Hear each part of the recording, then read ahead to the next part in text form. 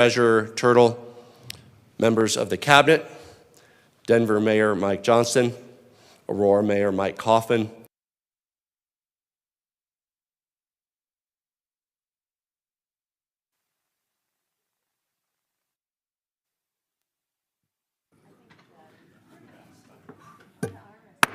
Recording in progress. Welcome. It's the Tuesday, October 15th, 2024 meeting of the Louisville City Council. Can I get a roll call? Mayor Pro Tem Dickinson, Here. Councilmember Fahey. Here. Mayor Lay, Here. Councilmember Bierman, Here. Councilmember Hoffner, Here. Councilmember Hamilton. Here. Councilmember Kern. Here. Okay, please join me in singing singing of the national anthem. No, sing the Pledge of Allegiance. I pledge allegiance to the flag of the United States of America, to the republic for which it stands, one nation, under God, indivisible, with liberty and justice for all. Thanks. Is there a motion to approve the agenda tonight? So moved. Second. All in favor? Aye. Any opposed? Okay. Our next section in the agenda is public items on I'm reading. I need to untie my tongue here. Public comments on items not on the agenda and items on the consent agenda. This is a time where folks who are here in chambers, people who are on Zoom can speak up to 3 minutes on whatever you'd like, just as long as it's not on the agenda or it's on the consent agenda. You've got the 3 minutes. You don't have to take 3 minutes if you don't want to. If you have someone else in the crowd who's willing to cede their time to you, can speak up to 6 minutes, as long as you can identify that person. Same thing is true online. We'd ask you to say your name and where you live. You don't have to tell us your address, just the city in which you live. And rather that folks in chambers here not boo or clap your hands, just because it sometimes can intimidate those who want to speak and might not otherwise do it, because it's sometimes a pretty scary thing to get up in front of a group of people and state your mind. So with that, if you're interested in speaking in this part of the agenda, please fill out a card and provide it to the clerk at the end of the dais, or raise your hand if you're online. Do we have anybody who's signed up for public comment? John Sullivan.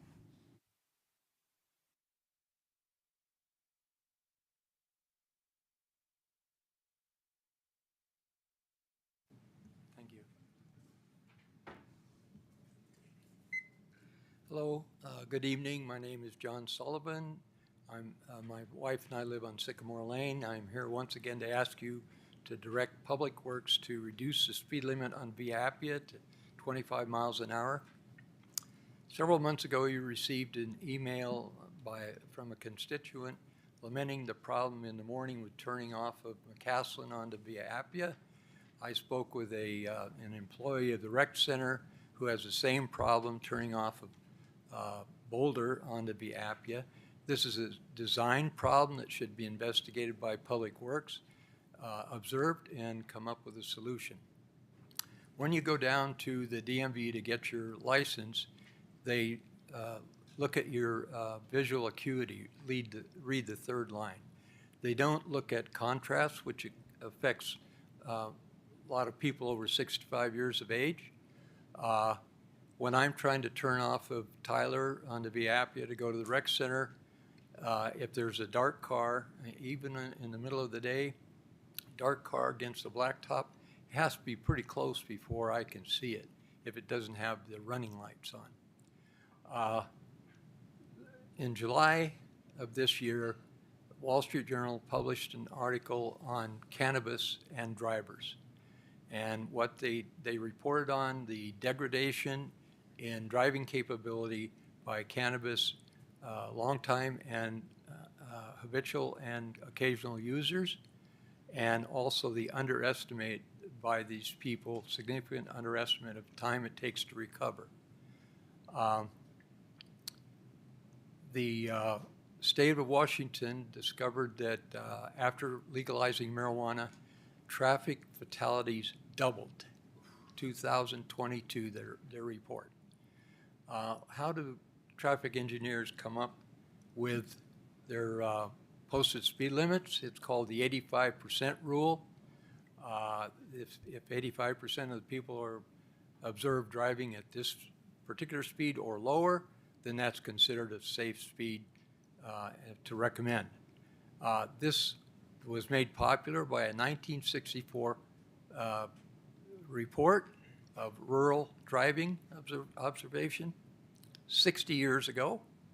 It's now being challenged significantly, and UCLA, in fact, published an article entitled Speed Limits by Crowdsourcing.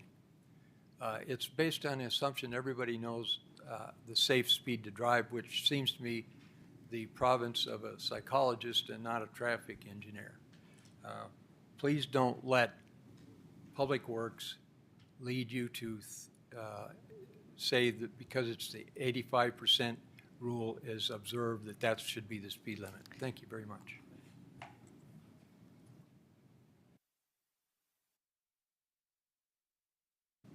Okay, anyone online? No? All right. We are now at the consent agenda. Do we have a motion to approve the consent agenda? So moved. Second. All in favor? Aye. Aye. Any opposed? Okay. We have decided to change our order of agenda a little bit. We used to do council informational comments and committee reports at the end of the meeting and found that there weren't many people left in the viewing audience or in the council chambers to hear that. And because what we do in committees and what we want to say that's off of the agenda is also important, we thought we'd move that up. And so do council members have any informational items or committee reports they'd like to give? Mayor Pro Tem. I'd just like to let everybody know, if you don't already know, this Sunday, October 20th, from 2 to 3:30 will be the unveiling and commemoration of the Marshall Fire Pet Memorial at the Arboretum. Should be a really wonderful event, and hopefully a lot of people can attend. Again, Sunday the 20th, from 2 to 3:30 at the Arboretum. Yes. Councilmember Fahey. Yes, I do have one thing, and that's this Thursday at 6:30 in the evening. There will be a talk here in council chambers with Excel on what they're planning to do or not do regarding shutting off the power to residents and businesses. And also tomorrow evening, 5:30 to 7, at the Superior Community Center, there will be a talk where they're going to be presenting the results of the Marshall Fire Survey. So you can find out what the results of that survey will be or are, and make your own comments to add to it. So hope you can all attend. Thank you. Others? Okay, the only thing I would add is that I received my ballot for the upcoming election on Saturday, and I'm proud to announce that I mailed it, or I dropped it in the box yesterday. It was like the earliest time I think I've ever voted since we started that in 2013. I would encourage all of you, if you haven't registered, and no need to be ashamed of that, there are a lot of people who aren't registered, you can register right up to the day of voting, which is pretty nifty. But if you go to the Secretary of State's website, you can check to see that you're registered. If you're not, you register. If you are registered, please make sure to get your ballot. You can drop it in the drop boxes at the police department or at the rec center here in Louisville. It's easy as pie, and it's incredibly important. In Ward 1, we have a council seat open. It's going to be up for election, but obviously up and down the ballot, there are really important decisions to be made, and you're the ones who are going to make those. Don't be daunted by all of the number of pages that you get in your ballot. There's a lot of ballot measures to work through, but they're useful and important. There's a blue book that's out. There are a lot of other resources that are available for you. Please take time to educate yourself, and in any event, vote. All right, anything else? Anybody else? Going once? All right. City manager's report. Thank you, Mayor. You all stole my thunder on a few of those things. I appreciate you giving those updates. I do want to remind us that Dropbox is only at the rec center. There used to be one at PD, but right now there's only a Dropbox at the rec center. Next Wednesday, there is a test of the BOCO alert system. So if you haven't already, please make sure that you sign up for alerts so you can get that. And then something to keep on your radar, coming up on November 7th, there's going to be an open house for the comp plan, or comprehensive plan. You can find out more information on Engage Louisville. Thank you. Thanks, and thanks for the correction. All right.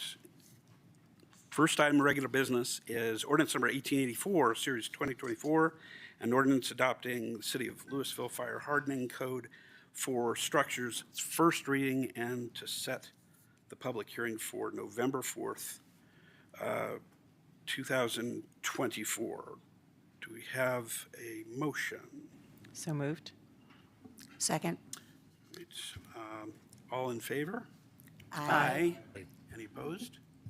Okay, so that will be set for hearing on the 4th of November. Second item is ordinance number 1885, series 2024, an ordinance vacating an access easement located within the Outlot A of the Storage Tech Building 6 subdivision, first reading, and set public hearing also on November 24th, or 4th, 2024. So moved. Second. All in favor? Aye. Any opposed? Okay. Next is resolution number 48, series 2024, approval of a planned unit development, PUD, final plat, planned unit development, and final plat for 15 single-family homes and 21 townhome units on a 3.69 acre parcel. And I would ask first for disclosures from any member of council. Any disclosures? None? Okay. Open the public hearing and give it to staff for a presentation. All right, good evening, Mayor and Councilors. Matt Post, Senior Planner on the Community Development Team. Tonight will be the resolution, rather before you tonight is resolution number 48, series 2024, recommending approval of a final subdivision plat and a final planned unit development for 15 single-family homes and 21 townhome units on a 3.6 acre parcel at 421 and 553 East Street. Public notice has been satisfied for this resolution. As stated, the development proposal includes 36 dwelling units consisting of 15 single-family homes and 21 townhome units with associated site improvements. The Planning Commission recommended approval of a preliminary PUD and plat for this project in October of last year, with the City Council approving the preliminary plat and PUD in November of last year.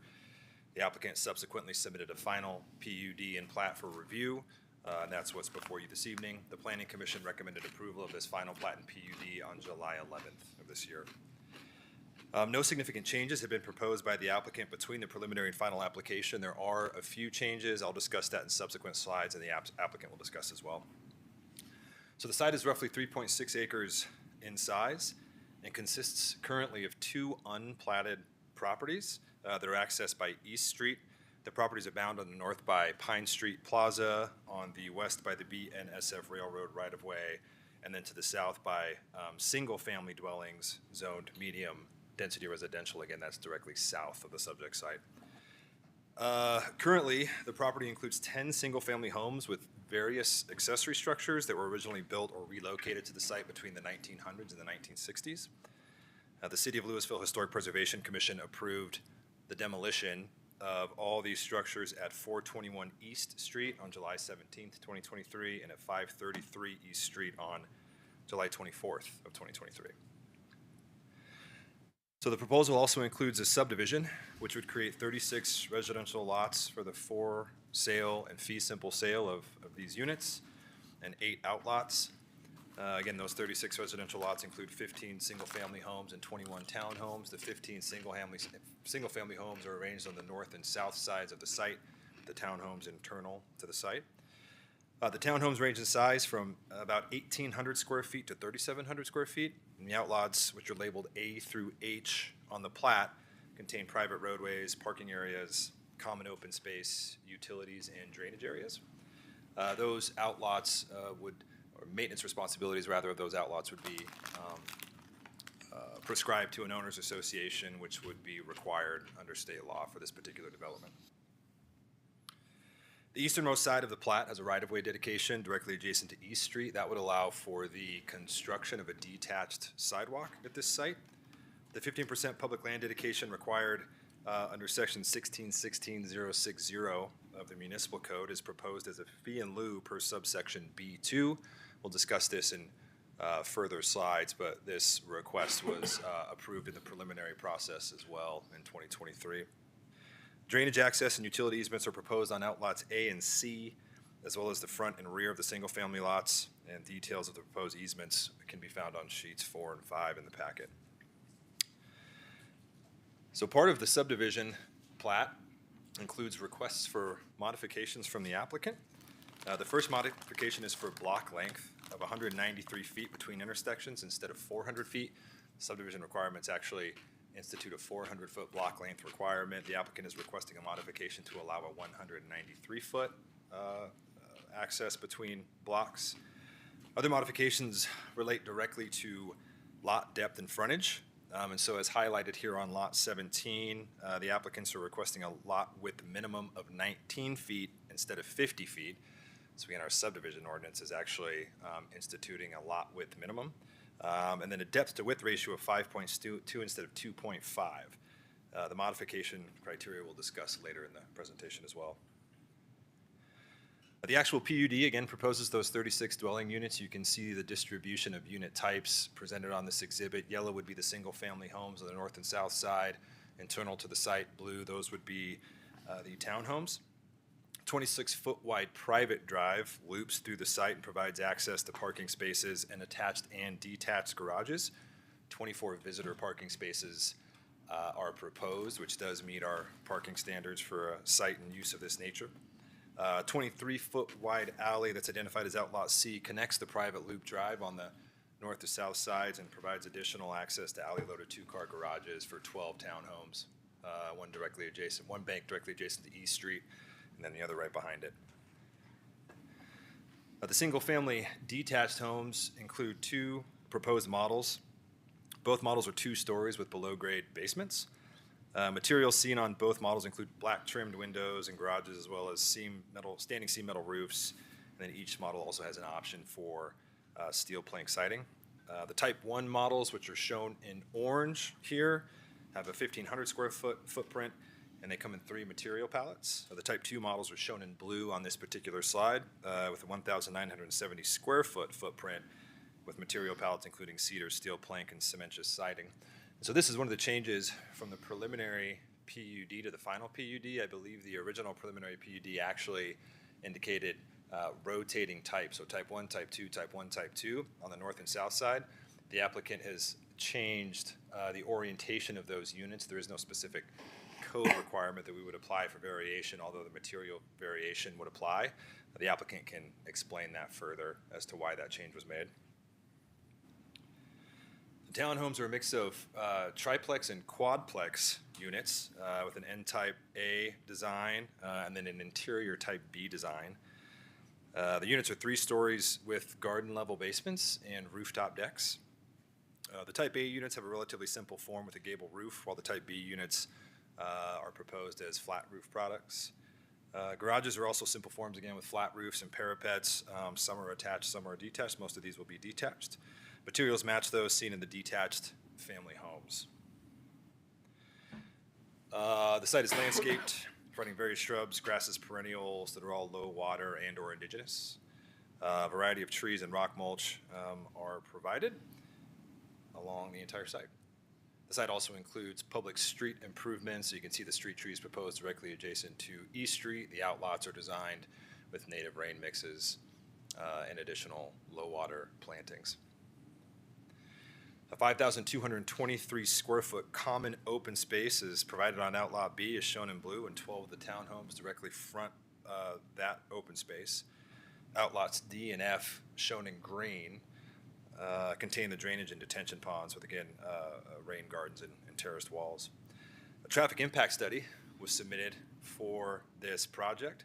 A 2025 conditions table is provided that shows that full build-out, all intersections near the development will maintain a level of C service or better. A level of service of D or better is considered acceptable. If we have a level of service of F, that's considered unacceptable or failing. So all intersections directly adjacent based on the traffic study will continue to operate at an acceptable level of service with full build-out. And overall, the report found that the proposed unit City Street Village will have, which is what the development is referred to, so I didn't mention that previously, will have minimal impact on nearby intersections, and the full report is included in documents available online. So in regard to the final PUD, the applicant is proposing the fee in lieu option to satisfy the inclusionary housing requirements. And City Council approval is required at this stage for the fee in lieu option, but it's worth noting again that City Council and the Planning Commission approved the request for an inclusionary housing fee in lieu in preliminary processes. The applicant also requests zoning waivers from residential medium standards. This property is in the residential medium zoning district. Those zoning requirements are shown on the table in this slide. And the values that are requested are the most restrictive values proposed. All lots require waivers, or the waivers are requested essentially for all lots. For minimum lot area, lot coverage, front setbacks, side interior setbacks, with some height waivers requested for particular lots. Staff find that strict adherence to the RM yard and bulk standards would actually limit the amount of development on the site, and it would lead to larger residences and fewer residences. The zone district actually allows for one unit up to 3,500 square feet. That's actually in the zoning ordinance. And so by right, this property would actually be allowed 37 units, 37 dwelling units. Again, 36 are proposed. So the configuration that's been presented to us would not be possible without the waivers. So again, based on the intent of the RM zone district and some really minor conflicts that exist, in addition to the 3,500 minimum lot size for a dwelling unit, staff find the waivers to be reasonable. The height waivers propose townhome units with a max height of close to 39 feet. The height allows for a gable roof form that's actually consistent with Clementine Commons, just to the south. Height waivers were approved for Clementine Commons as well.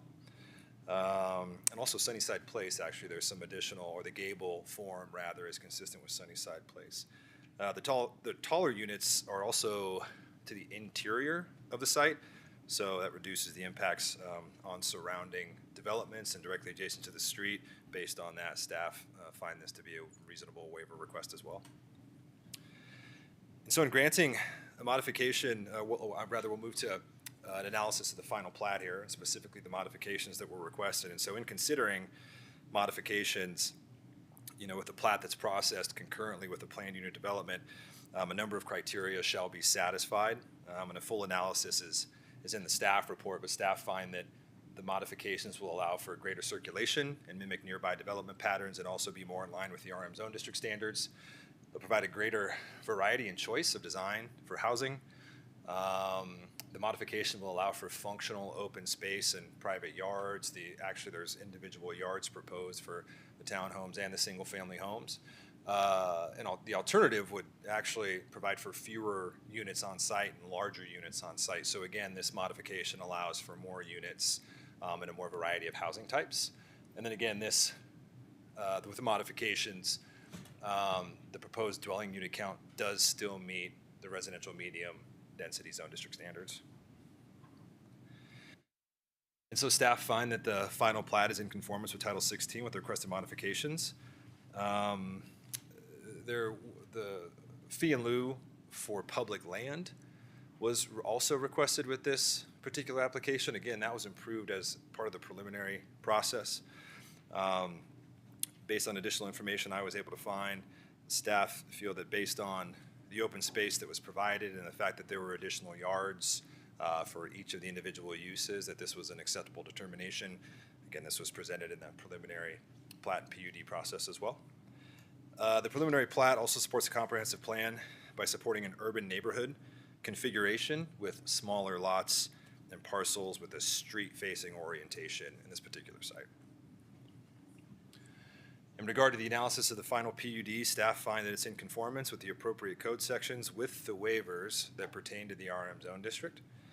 The subject property has an urban and a neighborhood designation in the comprehensive plan future land use framework and is consistent with characteristics of the comprehensive plan neighborhoods and housing framework, including certain principles to maintain the character and identity of residential neighborhoods while maintaining evolution and reinvestment in the city, and then also providing a mix of housing types available to residents. So based on the information provided, staff recommend approval of resolution number 48, series 2024, recommending approval of a final subdivision plat and final planned unit development for 15 single-family homes, 21 townhomes on a 3.6 acre parcel at 421 and 533 East Street. And the Planning Commission recommended approval of this final plat and PUD on July 11th, 2024. And with that, happy to answer any questions. We've got an applicant presentation tonight. Why don't we do that first, and then we can ask questions of all of you.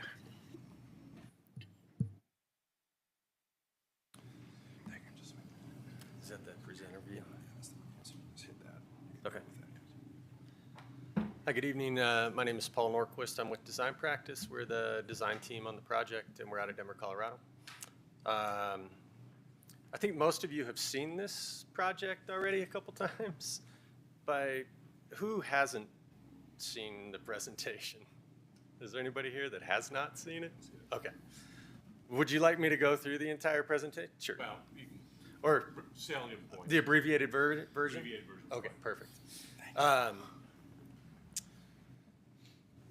So the site, 421 533 East Street, sits on the southeast corner of, or sort of quadrant of downtown Louisville.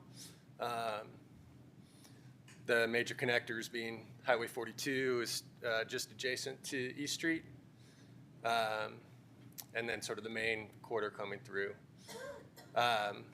From a zoning district standpoint, we are adjacent to the CC district. Pine Street Plaza to the north of us is within CC. The RM district then wraps around downtown. So those are the adjacencies. As Matt talked about, use by right, we would probably be looking at a cul-de-sac type development with large single family, and just to make the finances work, they'd be very high end single family homes. So this is just a brief observation of what could be built under the RM district use by right without having to go through the waiver process. Early in the process, we were actually speaking with some folks who were considering investing in Pine Street Plaza. So there were some early iterations where the realignment of East Street was looked at, and how could we create a sort of central, maybe small main street with some commercial development. When that sort of option disappeared, we moved more into what could be done just with our 3.6 acres. As Matt talked about, the comprehensive plan is looking for higher density within the walkable distance to the city corridor. The project provides more rooftops or doors in a walkable space.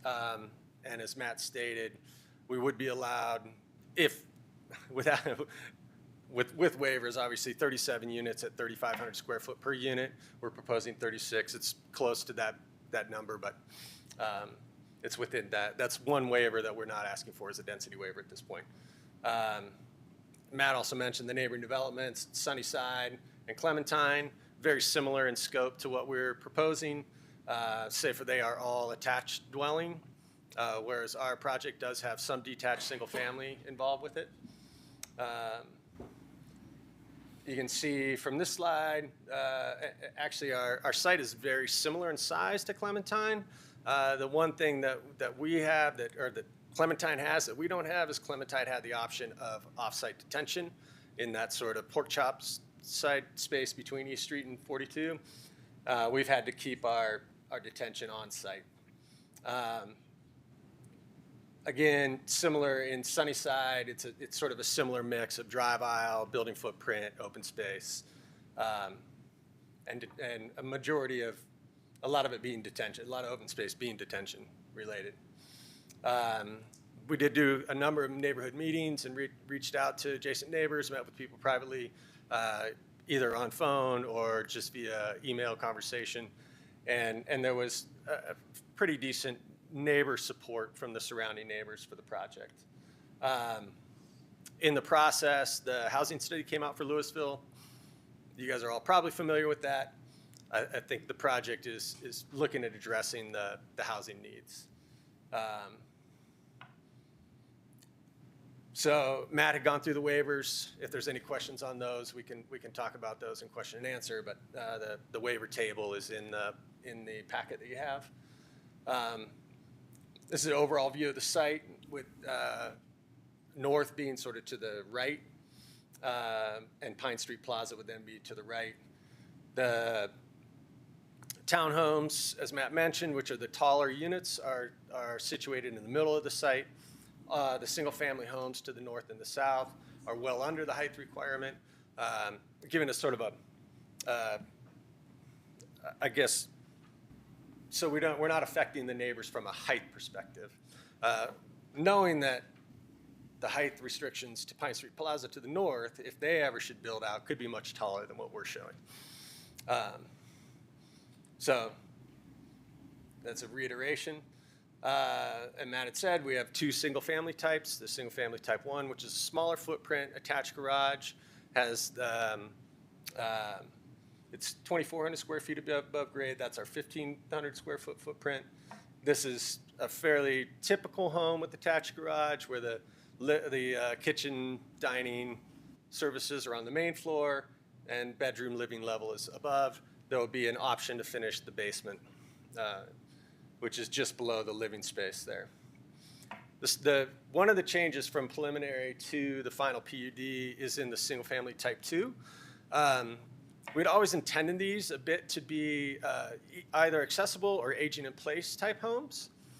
And one thing we had noticed on our original design was we were having a hard time getting rid of the steps that were required to enter the front door. So in the change, we pushed these units down lower. So they're actually, the height is less than we had originally shown. And they were already the shortest, but they are now all fully accessible. The beauty of these is they have full main floor living. So if there's somebody with ambulatory issues or aging in place, there's primary bedroom, bathroom, kitchen, dining, laundry is all on the main level. In the sort of discussions that the developers have had with the neighborhood and sort of pre-marketing the project, there was a strong desire for this project type. So the other change, as Matt had said, is we had switched from, originally we had 4 of these unit types on the project on the north side, now we have 5. So it's just a slight shift in the alteration. So there's 1 more of this single family type and 1 less of the other. The townhomes. This is also where we're a little bit different than the other product that is out here. These are really what would be considered a row home. They are not tuck under garages. All of the garages in the townhomes are detached. What that allows for is we're not eliminating sort of a back end of the townhome that can't have light. because of the garage piece. So all of our units will have light from the back into the garden level.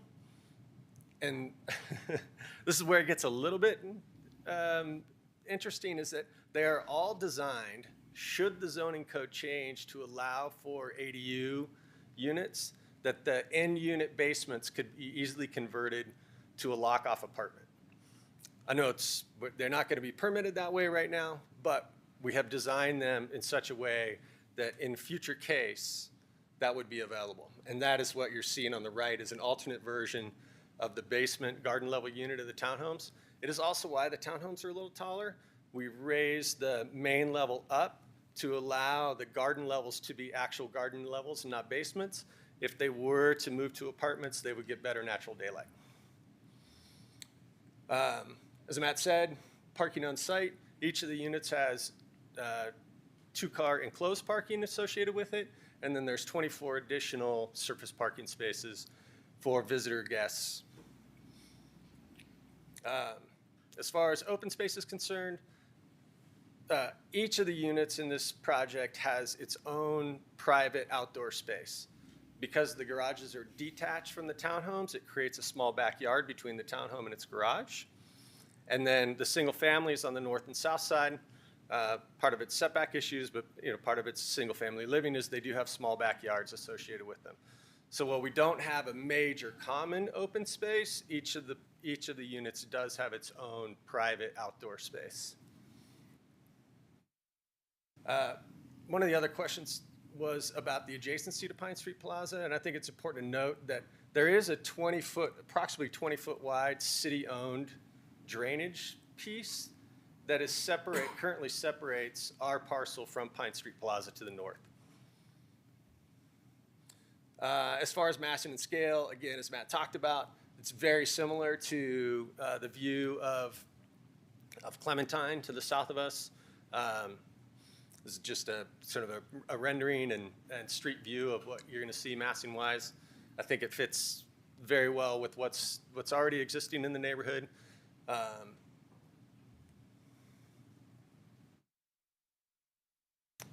And Jesse is here from the development team, but just to give you a little background, we've been working with Jesse for about 8 years now.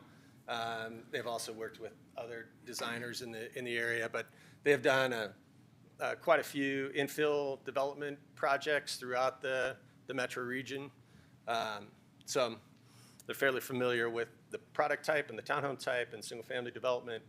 So I'm sure he's happy to answer any other questions regarding that. That's it in a nutshell very quickly. So I think we're open for questions at this point. Okay, why don't we give you a little bit of a rest for a second and see if there's any questions that council members have for staff. Yes, Mayor Pro Tem. Matt, if you have it at your fingertips, just trying to understand if we know the actual amounts for the fee in lieu for public land and the fee in lieu for affordable housing, what kind of money are we talking on each of those? Yeah, public land dedication would amount to 15% of an appraised value. So the applicant did submit a recent appraisal. That would amount to $470,000 as the land was recently appraised. So that would be 15% of the property. As for 4.7. So say that again. Oh, I'm sorry. The 470,000 is the fee in lieu number. 15%. Yes. It's actually 5. Oh, I'm sorry. 500. Yes, 5. I just. Thank you. Thank you for correcting me. We just had a conversation about this today. I apologize. The number is 570. Yes, I apologize. As for the inclusionary housing fee, if you reference the zoning ordinance, the requirement is $9 currently, as it's codified, is $9.24 per square foot of market rate housing on the property. That fee is required at the time of building permit release or building permit approval, so we haven't calculated that yet. The applicant may know we'd be able to do some quick math on that, but again, $9.24 per square foot of market rate housing on site. Okay, and so I understand they're to pay that at permitting, not at like CO and not at the end, but at the beginning. Yeah. And then the public land, is that also at the beginning? It is, yes, yes. Okay. And that's all I have for staff. Other questions? Yeah, Councilmember Fahey. I have two. One on the zero-step entry units. How is the drainage being dealt with? That would be most well answered by the applicant if you want to Oh, put their Paul. okay. The grading around the units didn't change at all. They're still graded, the way the site's graded is, the grading around the site didn't, or around the units didn't change. What we did is we just took the units and lowered them into the ground. We had to bring the foundation walls, or maintain the top of the foundation wall. From a grade perspective, it creates, architecturally, there's a small stem wall inside on the main level now, because if the site's sloped at an angle and we're coming in like this back part is actually slightly below grade. Yeah, But I the was grading just- remains the same. I was wondering, coming in the garage, if you're coming straight in the garage, if like snow melt would go into the garage. No, you're still, you'll still be positively graded as you go into the garage and into the Okay. entry. So there is a slight slope, All right, but there's just no steps. okay. And then my other question is, with the streets, are they going to be wide enough? I know you're trying to make them shorter. Is there still going to be adequate emergency vehicle access? Yes, and there has been, as part of the civil documents, and actually it's in the PUD, I believe, right? Yeah, so the fire department would require a minimum width Yeah. of 20 feet through the site. And so obviously the fire department's a referral for us on this project. We wouldn't bring it forward without their approval. So Okay. the civil construction documents would reflect that as does the PUD. All right, Yeah, thank you. there's diagrams that show the turning radius for the fire apparatus. Okay, thank you. Okay, other questions? Yes. Councilmember Rapper. Sorry to make you stand up again, but just on the ADU consideration, that would be in all 21 of the townhomes? No, that would only be on the end units of the townhomes. How many would it be total? So there's 1, 2, 3, 4, 5, 6, 12 units. Great, thank you. Yep.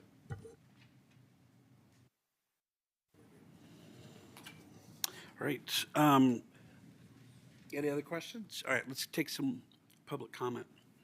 Do we have anybody signed up for public comment on this? Okay. Going once, going twice? All right, then let's come back to council discussion. Yeah. Sorry, I thought we were doing staff and then applicant, but one question I have for the applicant, I don't know if you want to bring up the map of it, but just curious from a walkability standpoint, is there any plan for access north directly to the Pine Street Plaza in downtown? Or will the walkability be out to East Street and up? I didn't see any gap between any of the houses, but wondering if maybe by the green one might be whatever. Yeah, so currently, the city requirement is to tie into the existing sidewalks on East Street. So if you see on the north and south of the site how on the East Street side how it jogs, will be required to tie in.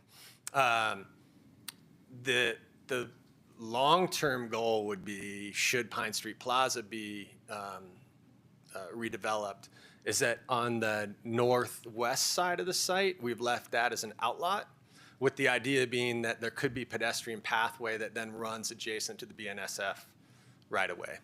So when we were speaking with the folks at Pine Street, that were looking at redeveloping Pine Street Plaza at the time, that was certainly the idea. There's also been discussion of, could there be another pedestrian tunnel under BNSF at the which is an unused drainage ditch at this point. I believe there's a pipe that's down there, but it's the drainage that used to go under BNSF has been rerouted.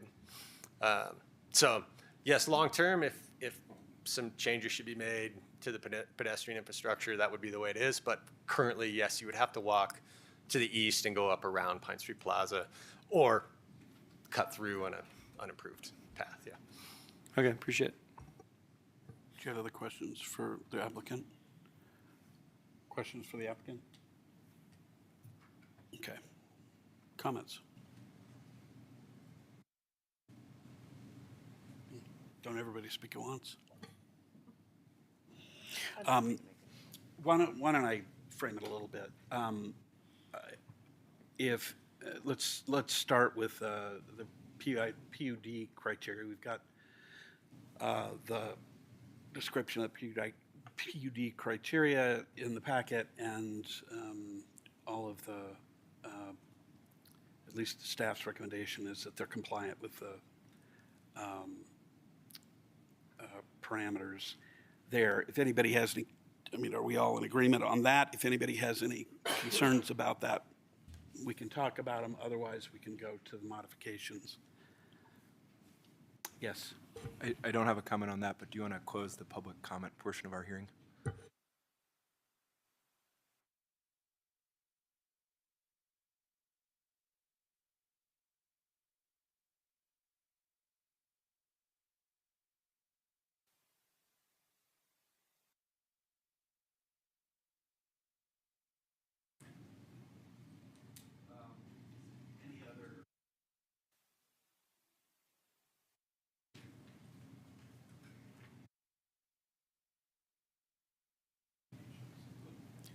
Let's talk a little bit about the modifications.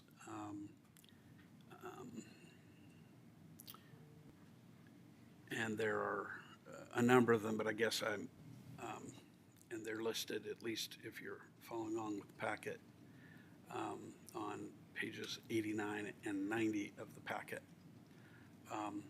And as well as the inclusionary zoning piece. I mean, if there's any comment on that.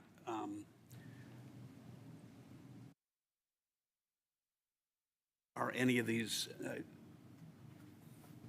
I can state my own view at the end, but I'm interested if anybody has any concerns about the modifications we have. Yeah. Somebody raise their hand. No? Barbara wanted to. I can go for that. Please. Yeah, I mean, generally, I see almost every single one of the, the variations or the requests for, I'm getting my vocabulary wrong, but waiver requests are mostly around density, right? Just like, making the lot bigger, filling the lot, less setbacks, all those things. Like, it's all basically for the same purpose, which is, a higher quantity of smaller units. So I think generally speaking, I'm in support of all of that for, the concept of attainable, more attainable housing. I get that there's not going to be any affordable housing here, rather a fee in lieu. But, smaller units, these are not small units, but smaller units than they could be otherwise. And I think that's, we talked a lot about our code, and we're looking at that through the comp plan and through all sorts of other things. And I think this is an area where, the real question is, why does someone need so many waivers to build what it is we're, I think, wanting people to build in an area like this, right? So I think it matches the intent. I think it matches what we're looking to get here, which is a high quantity of smaller units in a more dense feel in this downtown, residential medium area. So I'm fine with with all those. I don't really have an issue. The only piece around, like, and again, the height, we're talking a couple feet here and there, not 10 feet, not an extra story, 2, 3, 4 feet for the most part. But there's that thing, the idea of it, the height is in the center, but it's right front and center, right? Those first 7 townhomes right at East Street are, I think, some of the tallest buildings. So they're in the center of the complex, north to south, but they're right at the front of the complex when it comes to, like, driving by and looking at it. So I may have, otherwise prefer those to be a little bit lower, but generally I'm not trying to stop the whole project for 3 feet. Again, if they were asking for an extra story, 10 feet, 12 feet, that would be a different issue for me. But this seems more about style of the buildings, not necessarily about, going to 3 stories instead of 2 kind of thing. So I'm okay with all of it. I don't know if anyone else has strong opinions about any of those waivers. Probably should have mentioned at the beginning, I mean, those are modifications to the final plat, just to zip through the criteria for the main final plat. It's whether the plat conforms to all the requirements of Title 16, whether the approval of the plat will be consistent with the city's comprehensive plan, applicable zoning requirements, and applicable federal, state, and city laws, and then finally, whether the proposed subdivision will promote the purposes set forth in 16.04.020 of this code and comply with the standards set forth in chapter 1616. If anybody has any concerns about the final plat criterion, apart from the modifications that are being proposed, obviously raise those too. I'm comfortable with both the proposal or the final as being consistent with the final plat criterion, meeting those, and the modifications, the justifications for those strike me as eminently reasonable. The project is, just as an aside, exactly what we need in Louisville. I think. Sure. Sure. Okay. The project is exactly what we need in Louisville.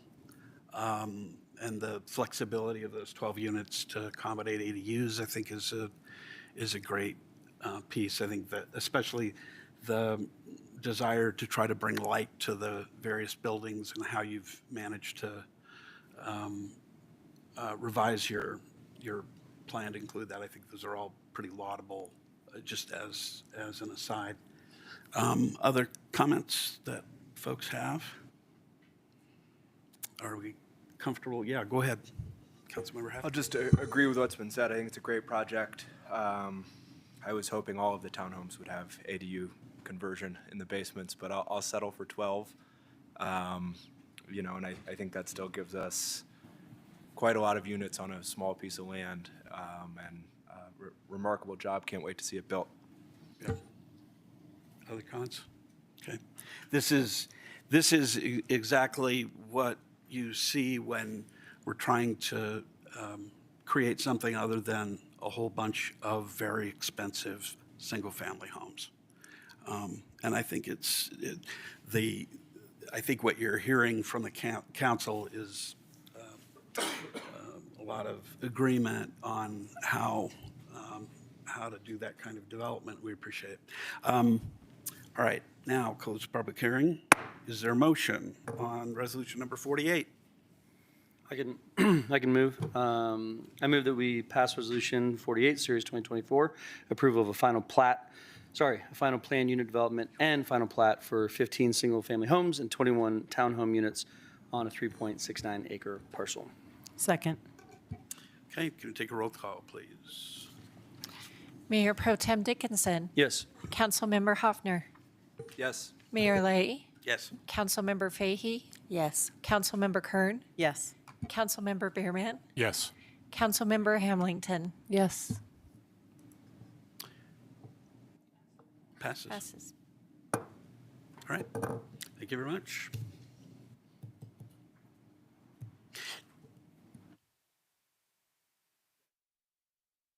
Just want to make sure. All right. And by the way, thank you to staff for great work on that. It's also something that you're hearing, I think, is confidence in staff. All right, item D, discussion direction, city manager's proposed 2025-26 operating and capital budget, 2025 to 30 capital improvement plan, and 2025 to 30 long-term financial plan, public hearing. This was advertised on October 11th. I'm going to open the public hearing and start with staff presentation.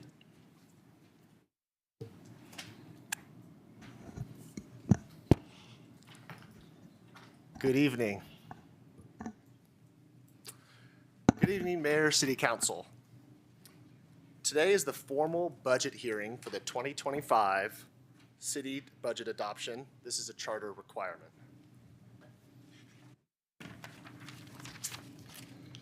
Today's agenda. We'll start with council priorities used in developing our biennial budget and CIP program. Next, we'll display a timeline of all budget meetings to date and looking forward. We'll revisit each budget meeting, what was covered, changes made, and feedback received. I'll highlight the changes since October 1st's budget presentation. I'll present the latest long-term financial forecasts and our next steps in adopting our budget and CIP plan.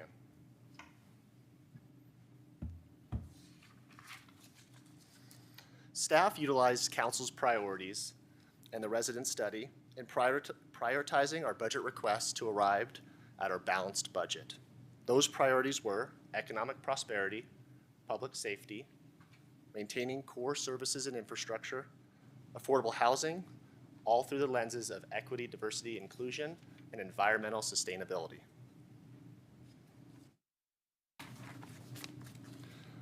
This slide outlines all of the work and meetings held today on our budget development.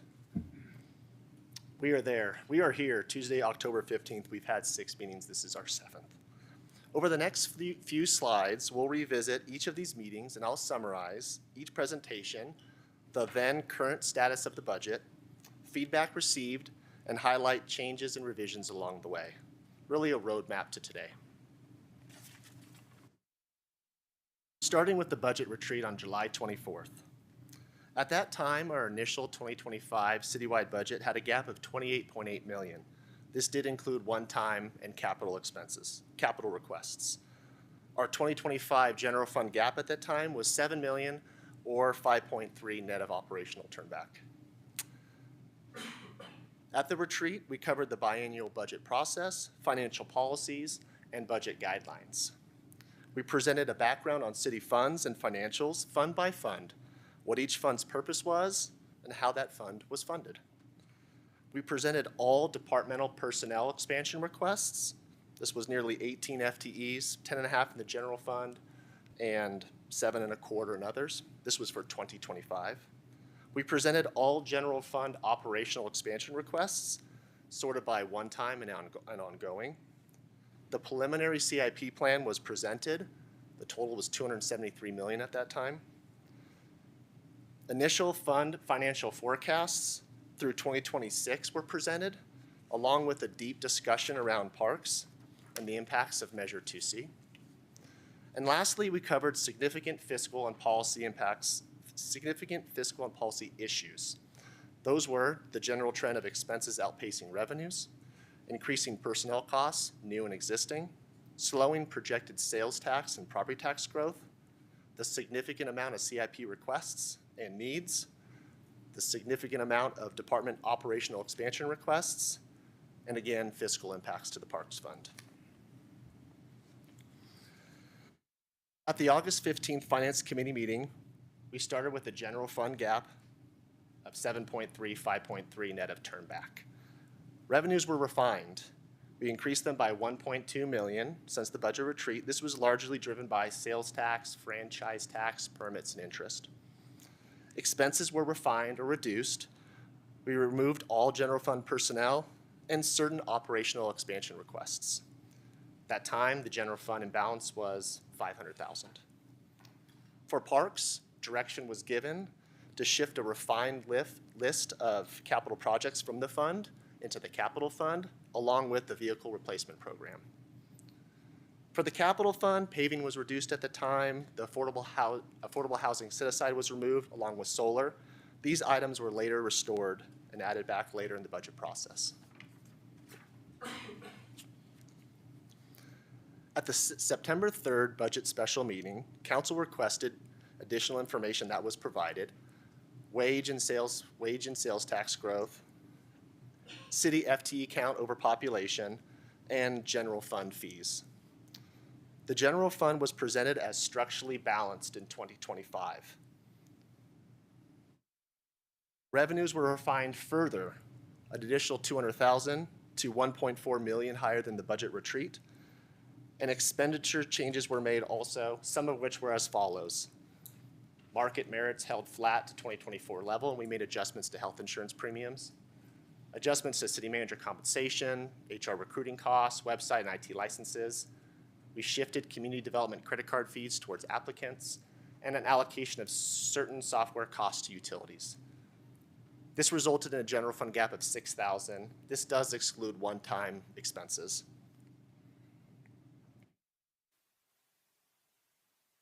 These adjustments structurally balance the general fund.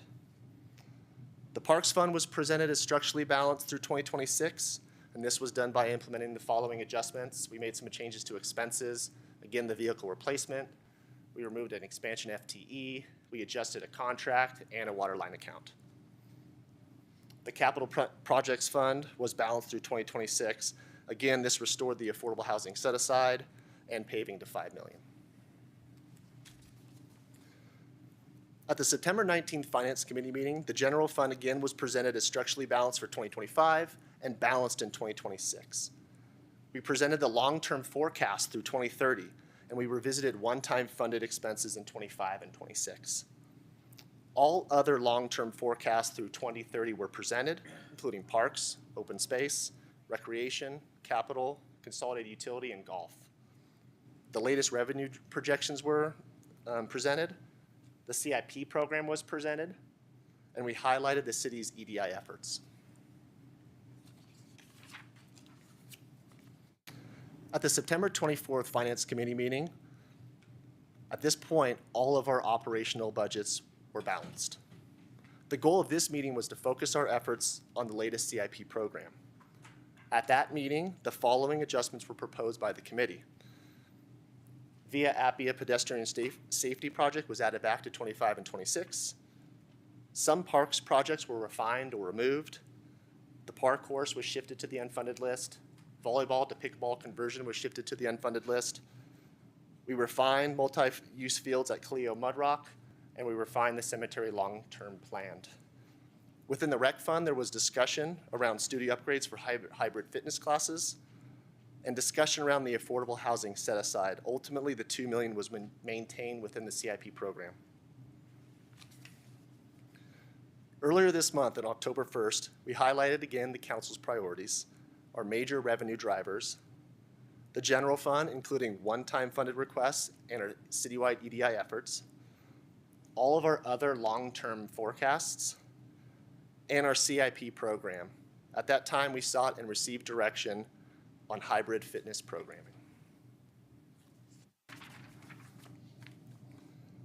Summary of changes since October 1st. Based on feedback provided at the October 1st budget presentation, staff added the studio upgrades for hybrid fitness classes, capital project to the CIP program, funded by and within the Recreation Fund.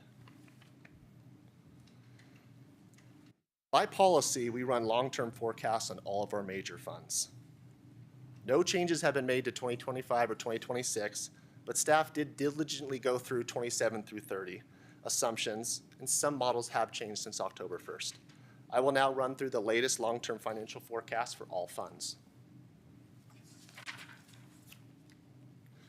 Table setting here, the blue bar are revenues, the red bar are expenses, the green bar is fund balance at the end of the year. The orange line along the bottom is the 15% minimum operational reserve for the general fund. The dotted line is now the 25% operational reserve. I'd like to highlight that the general fund is structurally balanced in 2025 and balanced in 2026, and that we are projected to maintain both the minimum and the target throughout this model. The latest capital fund long-term financial model, there are over $20 million in projects planned in each of the next 2 years. Fund balance bottoms out around $2 million in 2028 and stays there about through 2030. The Open Space Fund. This chart has both operating and capital budgets. It adheres to the council's financial policy of earmarking a percentage of the incremental tax growth for acquisition funding. This one has a few more colors, so I'll go through that right now. The blue bar is red. The blue. I would disagree Pause. with that. You can't fool me. The blue bar is revenues. The red bars are expenses. The deeper red are capital expenses. The purple is the acquisition reserve annually and then accumulating in fund balance. And again, the green bar is fund balance. So you can see here throughout this forecast, it's adhering to both policies, the minimum operational reserve, which is 15% in this fund, and setting aside an acquisition reserve. By 2030, it's about 2.2, 2.3 million.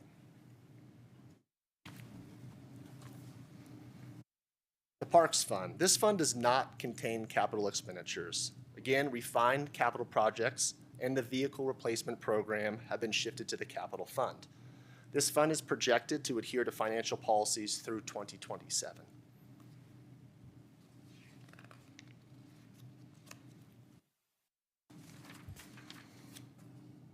This is the latest Recreation Fund long-term financial forecast.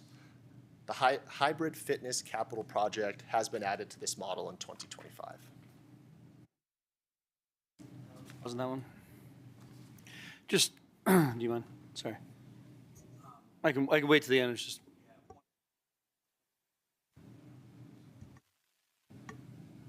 Thank you, Mayor. I just have a handful more slides. I'll get through it. This is the latest consolidated utility fund long-term forecast. It adheres to our financial policy throughout the model.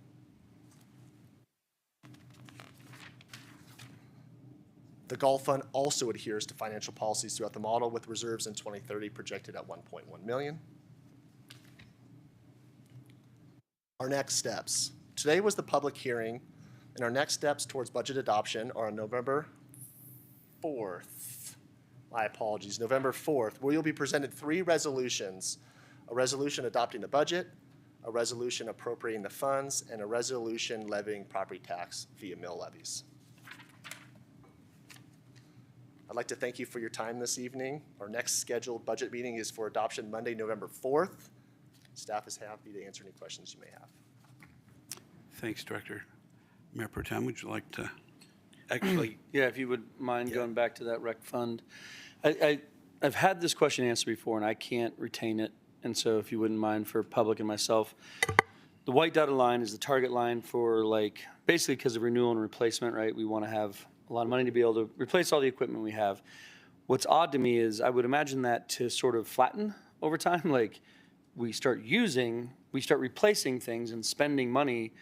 Why does the line just keep going up over time to get to all the ways at $6 million?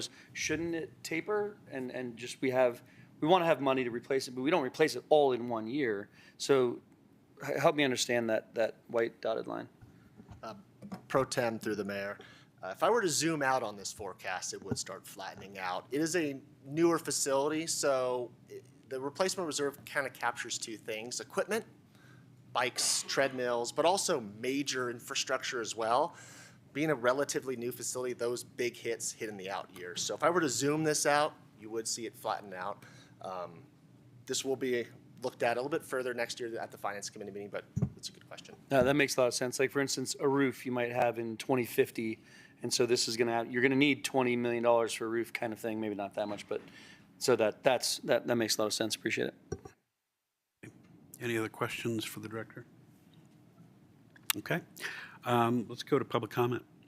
Again, 3 minutes for public comment. You don't have to take the full 3 minutes if you don't want to. If you've got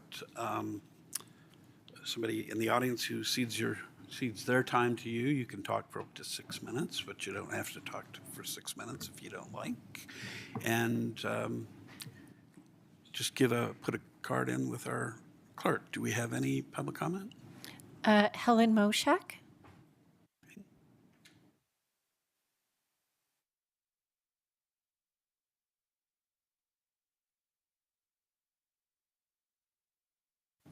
Thanks.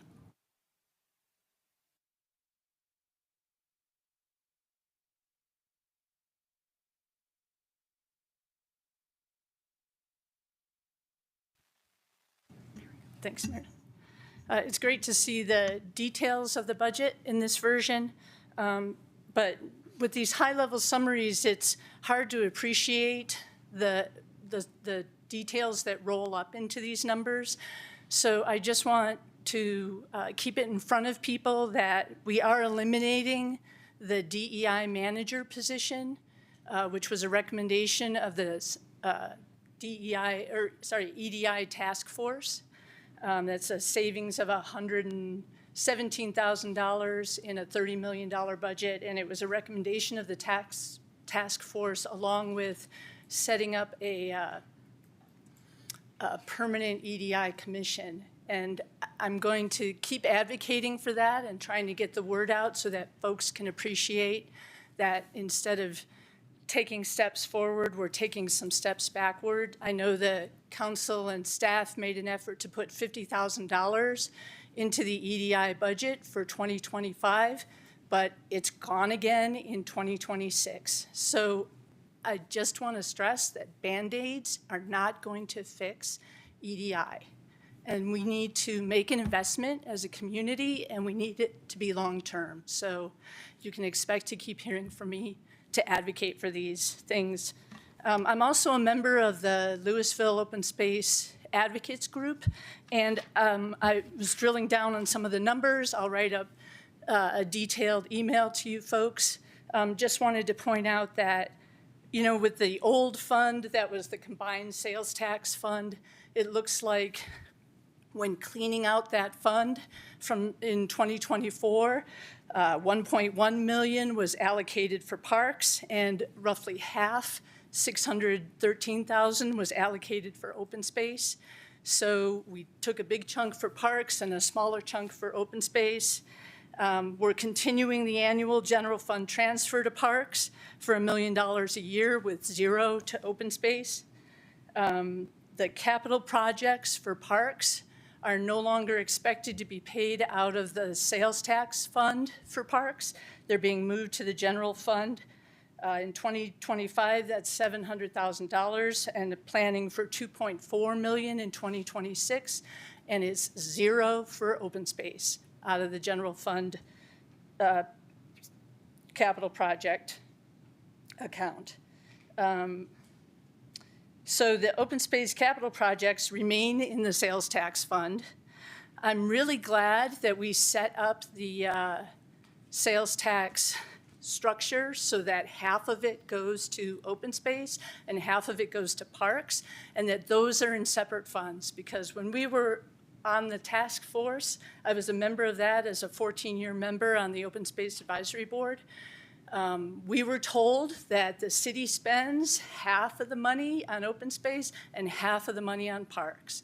And unless this is a brand new trend where there's a huge amount of spending going to parks and less going to open space, I think it's really good that we walled off these funds so that open space can get the funding that it needs in order to preserve these beautiful assets and programs that we have for our city. When you look at the unfunded projects for the next 6 years out, for parks, it adds up to $7.3 million. For open space, it adds up to $700,000, 10 times less. And I think that that really reflects on the fact that we think small, we think slow, we think cheap when it comes to open space. And that's a trend that we've had in place almost for decades, that we acquire and then we don't think about how do we maintain, how do we invest, how do we get the value of these tremendous assets.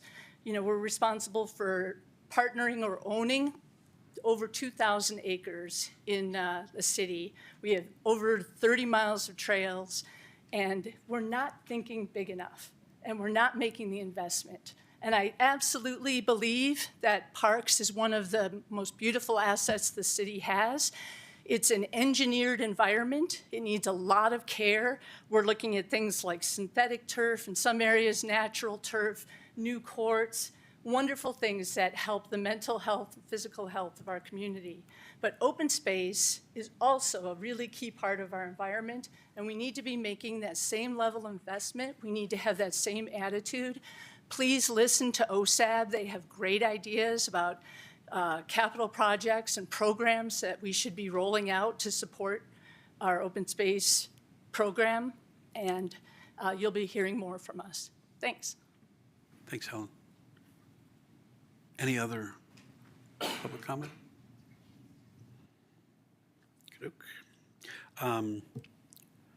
Council questions? Any further questions or comments?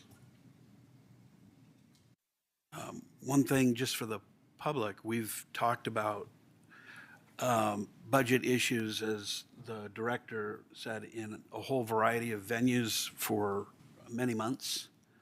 And so we are more familiar with the spending, and I've kind of hashed out a lot of ideas and thoughts, and worked with staff, and staff has worked very, very hard on this budget. It's been a huge undertaking, and we really appreciate it. The fact that we don't have a lot to say right now is only indicative of how much work has gone into this so far, and I think hopefully when we get to November 4th, a vote and passage of this. If we don't have anything more, I'm not sure there's any direction except full steam ahead to November 4th. And thank you for everybody. Did you have a comment? Yes, Councilmember Hamilton. Just quick comment. Again, thank you for all the work the staff has done. Chair of the Finance Committee and my partner, Councilmember Kern, on the Finance Committee. I'm happy where we're at. A lot of work has gone into that from everyone. I just want to make sure that we don't lose sight of some of the long-term projections for these funds, which I find concerning. I will not name specific funds because there's different concerns for different funds, but I think it's really important as we move forward with this biannual budget that we don't lose sight of keeping healthy reserves long-term, especially when some of these projects are so expensive. One big project could take that reserve down to zero very quickly. So good where we're at now. Let's just not lose sight of long-term as well. Any other comments? All right. With that, I think we'll move on. The next item, I need to close the public hearing. Yeah, there's no more action to be taken. I mean, if we needed to amend or provide different direction, we would, but we're not providing any further direction, unless you have some. All right, but you're too late anyway. No, not true. All right, the item E is a concept review, and I guess it's a concept plan review, Davidson Highline Multifamily Development at 2101 North Courtesy Road. Before we undertake this, I guess I want to just do a little bit of a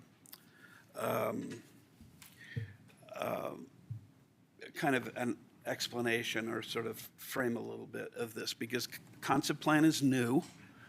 We've only had a couple, we've had very few of them so far. We're hoping that this is something that applicants can use to introduce the projects to the community and get a little bit of initial feedback. But I'm actually going to read a description which I think is quite good from the staff. The concept plan review process was adopted by the City Council in October of 2023. The purpose of the concept plan review is to provide an opportunity for an applicant to solicit comments from the City Council in the early stages of development review process on relevant existing plans, policies, and ordinances relating to the proposal. Such a concept plan review occurs prior to preparing a final land use application that would be evaluated by the Planning Commission and City Council at future public hearings. The City Council is not required to provide specific feedback on a concept plan application, and a consensus or majority vote will not be taken. All comments provided by the City Council are advisory in nature and are not binding on the City Council. No other boards or commissions have commented on or reviewed this proposal. Staff will not provide an analysis or recommendations of the proposal as it relates to policy or code compliance, but will provide guidance on which policy or code provisions will be relevant to a future more in-depth review and an initial identification of key issues. If the applicant chooses to move forward with this concept plan review, future opportunities for public input and hearings will come with a final land use application. City staff will conduct a more in-depth review of the proposal. Nothing in this concept plan review should be considered a city staff recommendation on any aspect of the proposal. The one thing we didn't mention there is it is an opportunity. There would take public comment on this, and obviously people may have some things to say about this. One of the things that we, as a council, felt in passing the concept plan review process is that sometimes, not always, but sometimes applicants have an idea and it doesn't fit within the boxes that our city code permits. It may have some zoning changes that are required. It may have some peculiarity that needs to be explained, but might be quite attractive to the community. And this gives us an opportunity to hear a little bit more about that, encourage a little entrepreneurial thinking on the part of the folks who are putting in applications, and a chance for of the public to say, ooh, that stinks, or gee, that's something we might like, or just a little bit of preliminary thought. You might say, well, if none of this is binding, if it's all just air, if we're just sharing comments, and I think what's the big deal? And our understanding from hearing people who do applications like this is that they often get ideas from it. They often get a certain sense of what the community is thinking about how project is set up. They may have suggestions to us, and we may think of things to ask that will help that. And it may be that what it ends up doing is it makes the developer or the applicant say, I don't think this is right, and I'm not going to spend a bunch of money to invest in this when I don't think it's going to go forward, when I think there's really fundamental flaws.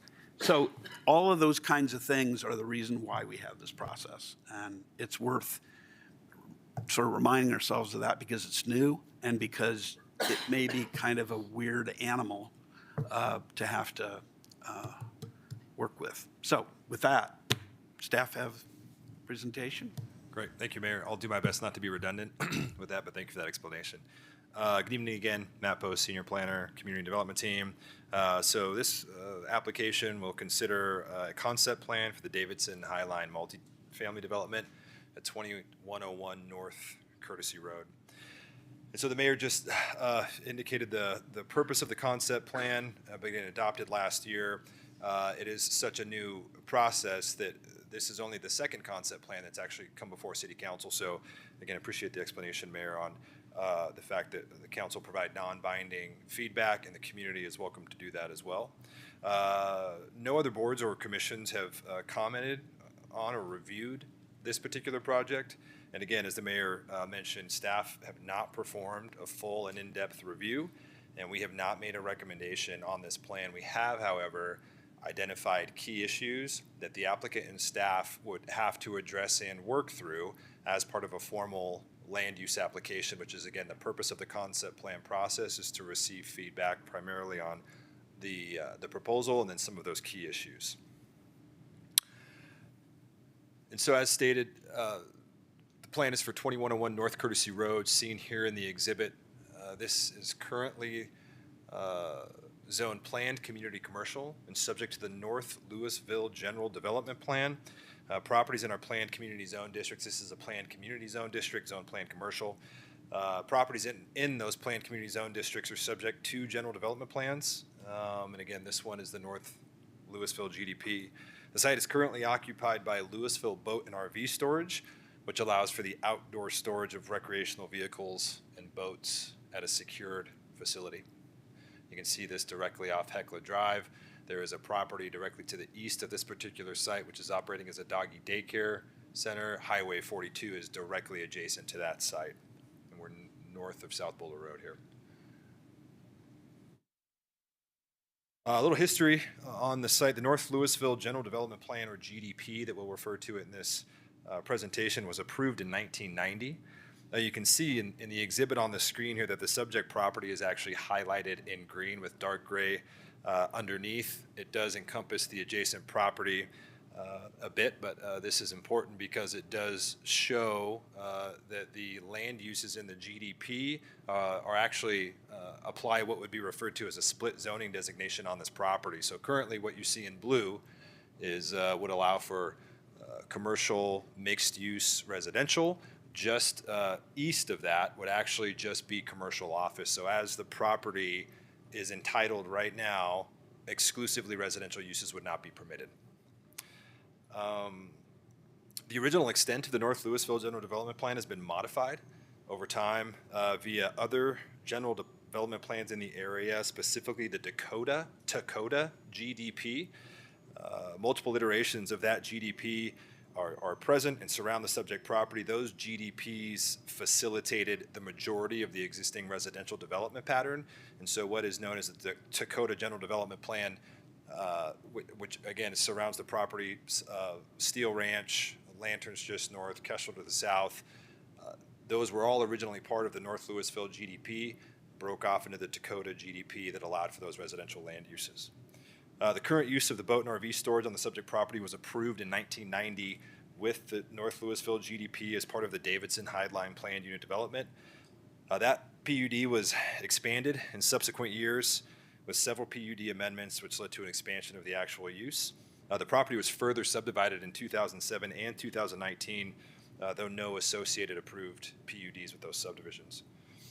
And so again, just to reiterate here that the North Louisville GDP or general development plans do establish land uses and or dimensional standards.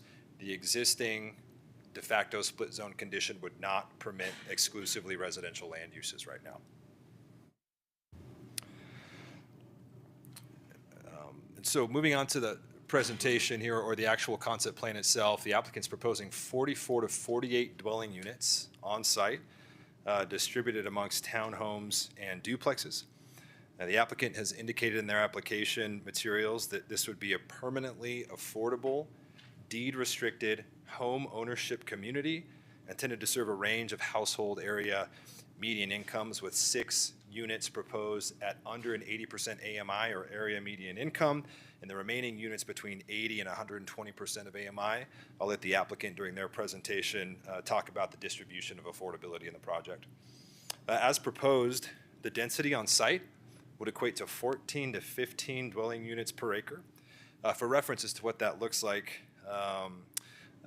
just with surrounding development patterns, the Steel Ranch South PUD, which is just southwest of this site, includes townhomes at 8 dwelling units per acre and multifamily development clusters at 24 units per acre. I just want to reiterate again that based on the nature of the concept plan process, staff have not performed an in-depth review of this concept plan as it relates to dimensional standards, bulk standards, so on and so forth. But again, we did identify those key issues that we'll present later in the report. And so in order to develop the site as proposed with the concept plan, the applicant would need to engage in the formal land use process. First and foremost, a general development plan amendment would be required, which would effectively rezone the property to allow for exclusively residential uses. Following the GDP amendment or concurrent with the GDP amendment, the applicant would be required to submit a planned unit development and a subdivision of the subject property. This property would be eligible, or this project rather, would be eligible for the expedited PUD process, which would allow the applicant to go directly to final PUD and plat if they felt it appropriate. So again, that would be a decision that would be made by the applicant and then also reviewed by staff to ensure that it did meet that standard for the expedited process. And so when a formal application is submitted, staff utilize the Louisville Municipal Codes, Title 16 and 17, which regulate subdivisions and zoning standards. We will also ensure that the proposal is in line with adopted citywide plans, which include the comprehensive plan, the recently adopted Louisville Housing Plan, the Transportation Master Plan, and others. So again, although staff have not done a thorough and complete review and or provided a recommendation, we have identified key issues that the applicants and staff will need to consider, that the City Council should consider when providing feedback on this application. The first key issue is, again, that request for a general development plan amendment. For all intents and purposes, that is a rezone. It will rezone the property and allow for land uses that are not currently permitted under the North Louisville General Development Plan. It's worth noting that the GDP amendment, again, will function as the rezone and then would allow those residential uses. Second key issue on the site, just based on an initial review, is just there are a number of encumbrances on the property in the form of easements that are existing and existing utilities on the south side of the site that may preclude the development of the duplexes as they've been proposed. Staff have discussed these easements and these encumbrances with the applicant. They are aware of them.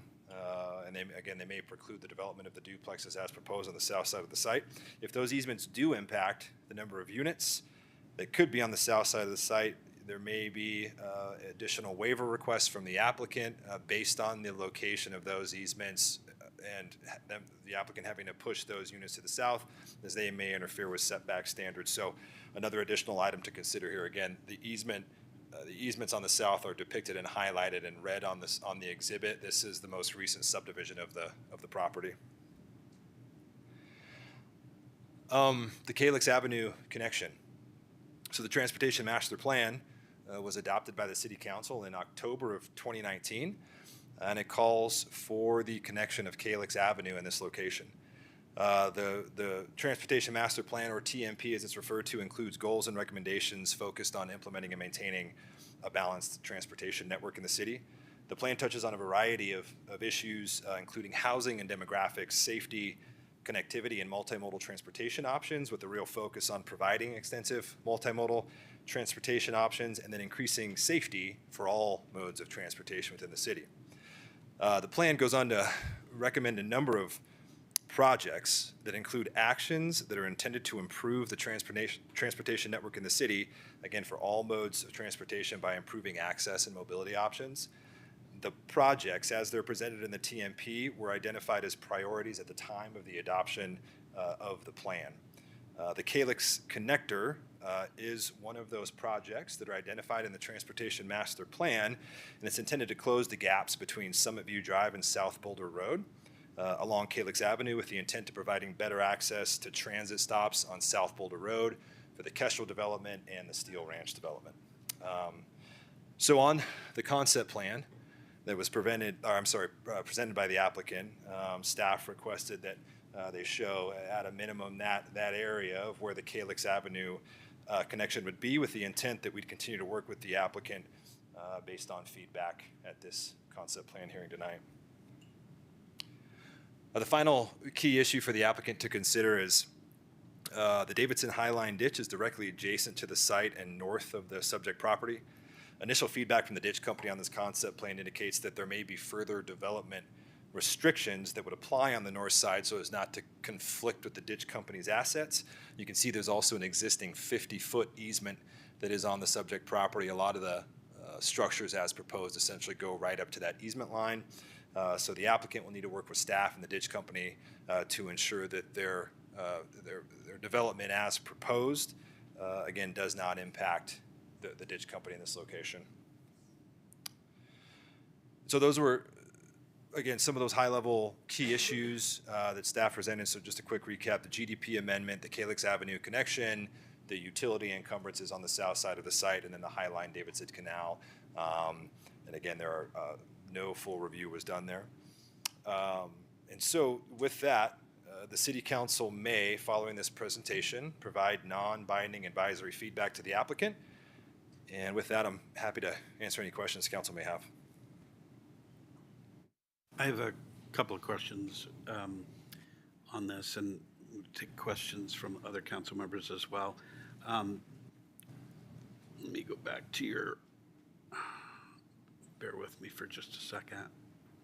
On GDP amendments, generally, there are several criteria. I just want to eliminate at least one from consideration. I mean, obviously, there's nothing in this that concerns annexation. This is already part of the city, so that criteria is not an issue. But there's no question that this particular property was zoned correctly initially, right? It wasn't zoned in error. Yeah, that's correct. So we can eliminate that as well. All right, I mean, for these purposes and thinking about this project, we don't really have to take that into account. Good. Are there other questions of staff? Yes. Councilmember Hefner. Yeah, can you just step us through the Calyx connection and how that would be negotiated between staff and the applicant? Yeah, so I think, the initial position of staff would be that based on the transportation master plan and existing developments in the area, more specifically Kestrel to the south and then Lanterns directly to the north, Kestrel was required to build the Calyx Avenue connection when they developed. If you look at the site, you can see Lanterns that is just to the north actually included a dedication where Calyx Avenue was anticipated to connect. So the formal position of staff, I think at this point, would be to implement the transportation master plan, and we would look for the Calyx Avenue connection. Obviously, we can let council discuss how that works based on the affordability of this development and or where the applicant is at. At a minimum, we would obviously look for a cost estimate of what that would require. But again, the transportation master plan is very explicit in that there is an opportunity in the development of this parcel to require the connection, which may not otherwise be achieved at a later date if it's not currently completed. So I guess that would. Yeah, that's helpful. And then the other one is sort of a question, which is, I assume if there's an issue with the ditch company, we will hear from the ditch company. Yeah, they make themselves known. Okay. Yeah, they sure do, and we'll work closely with them as well. But obviously the Calyx Avenue connection would actually cross the ditch, and so we would have to work directly with them. I do believe it's undergrounded in that location, but it is actually right where Calyx Avenue goes through. It's actually daylight to underground, so yeah, we would work closely with the ditch company in that for this development and for the connection if we're to go through. Great, thank you. Yep. Yes, Councilmember Hamilton. Thank you. So I'd like to unpackage the AMI information a little bit more. On the slide, I believe it said 80 to 120% is the range they're targeting for this development. And I'd like to root that in some numbers that we can all understand here. I'm looking at the housing study, but I want to make sure I'm looking at it correctly. Do either of you remember what 100% is considered in Louisville? What I will say is that the applicant has specific numbers in their presentation that Okay. directly address AMI. Okay. So I would. I'll wait for that then. Cool. Thank you. Okay.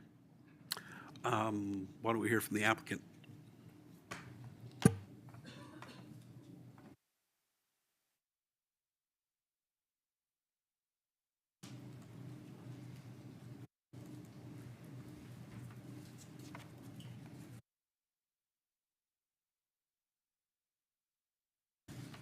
I apologize. There's an error opening their presentation. Let me see if I can load it up here one more time.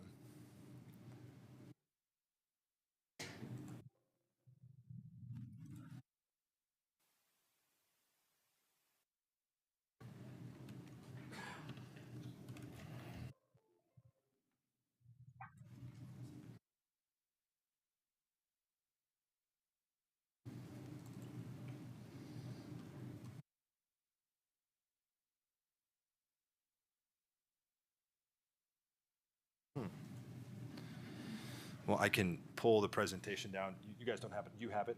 On my desktop. Yeah, you can just plug it straight in. Perfect. Awesome.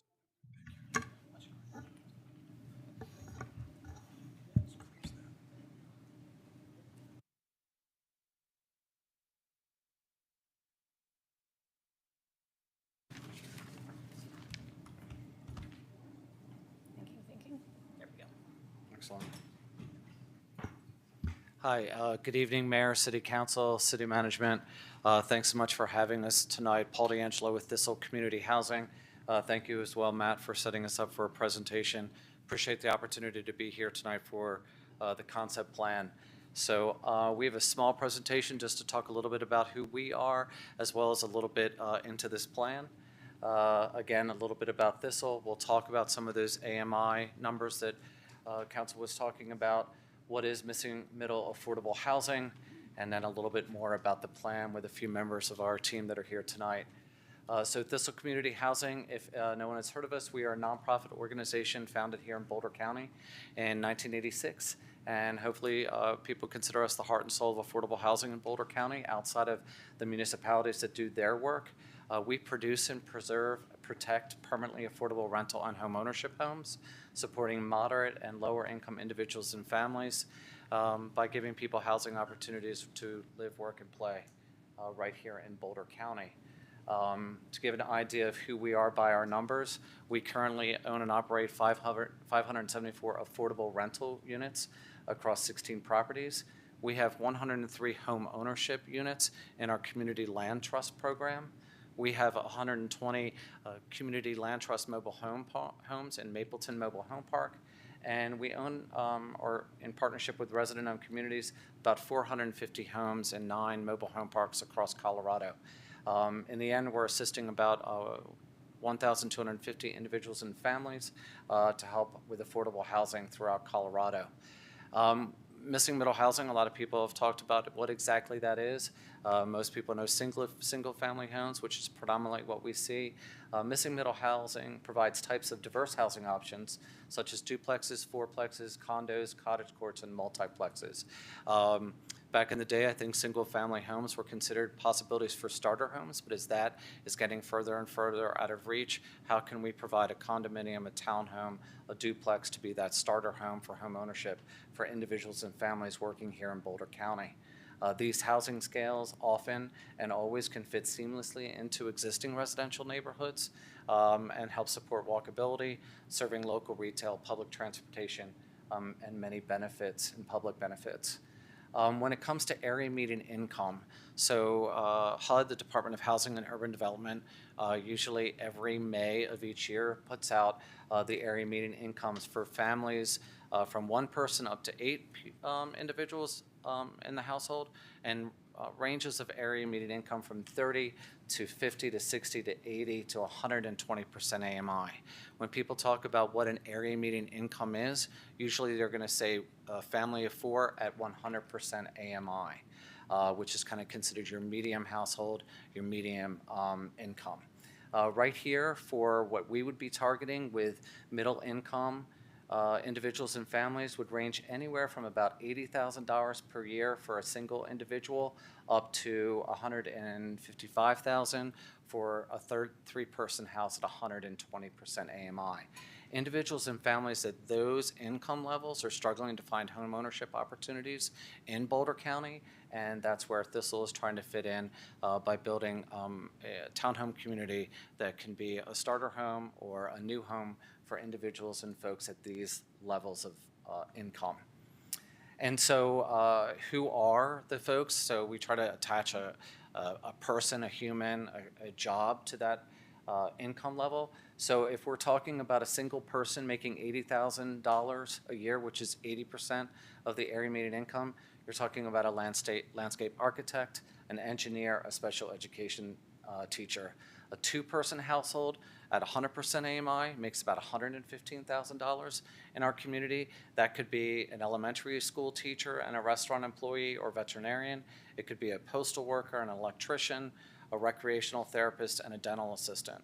For a 3-person household making 120% of AMI at $155,000, that could be 2 individuals, a kindergarten teacher and an executive admin assistant. It could be a civil engineer and a healthcare support worker and a child. It could be a computer programmer who has 2 children, or an HR specialist and a child care worker who's living with an aged parent.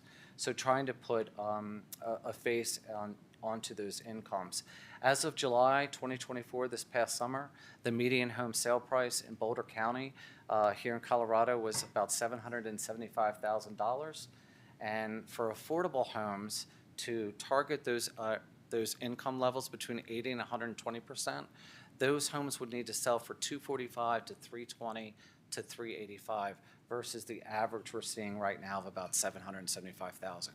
So Thistle, as part of our mission and vision, is to provide not only rental opportunities, but home ownership opportunities to families at those middle income levels and at those price points that they could afford as a family. And with that, I'm going to introduce our colleague who's kind of leading this effort with us, Michael Reeves, to talk about Louisville and your affordable housing plan. Thank you. Good evening. My name is Michael Reese. I live in Louisville as well. Appreciate to be a part of this. Just a couple slides about what our thoughts are on the affordability and fitting into the community and how we plan on integrating within all the work that's been happening in Louisville and currently ongoing in Louisville. Our intention is to achieve the 12% inclusionary requirement on site by building the units within the 44-unit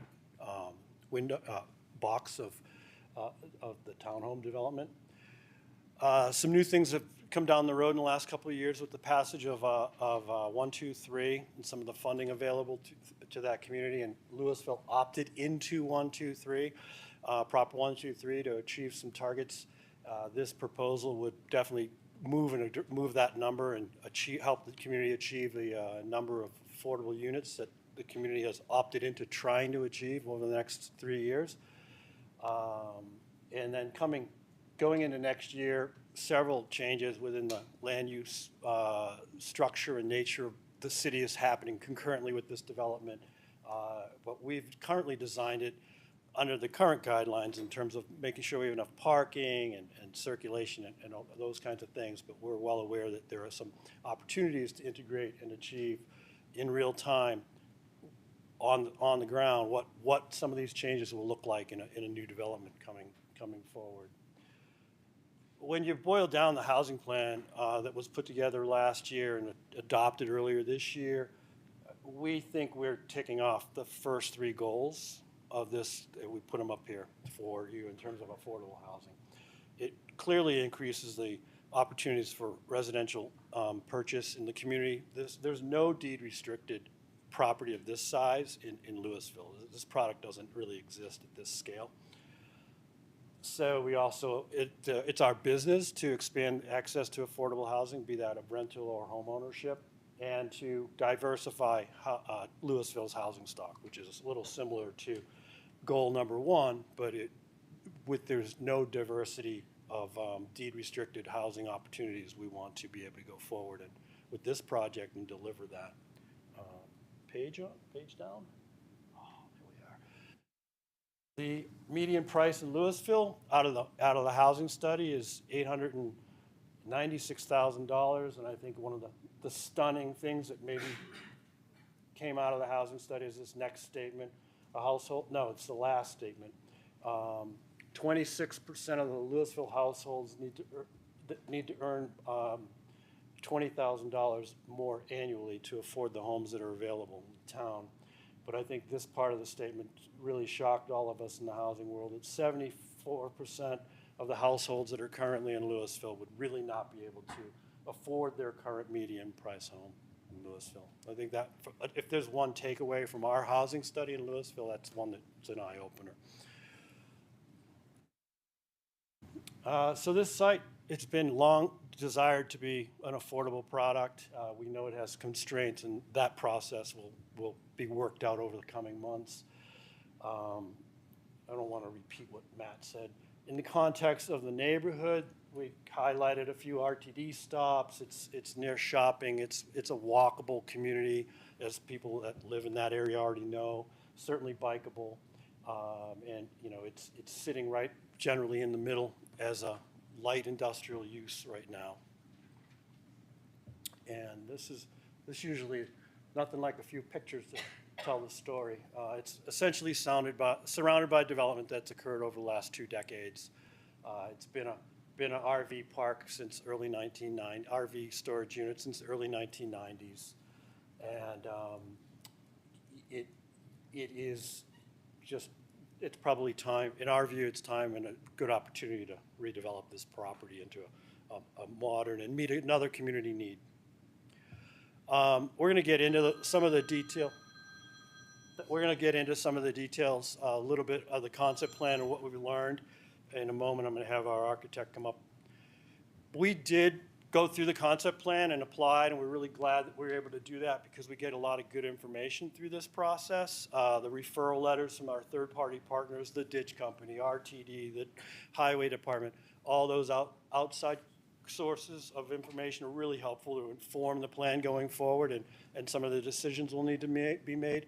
But we also took it one step further by inviting some of the adjacent property owners, not the notice area of 750, that's like 350 private residences. We wanted to keep it a little bit more intimate. Unofficially invited them to a meeting in August to talk about this very plan. Once we had submitted it to the city, we wanted to get some immediate feedback from the immediate neighbors surrounding Summit on Hecla. We had several attend a meeting, as well as some funding partners within the affordable housing arena. And we got some good feedback. We'll probably chat a little bit about Calyx connection. That certainly came up. The distance between our northern neighbors, and we just wanted to identify the separation that we will have.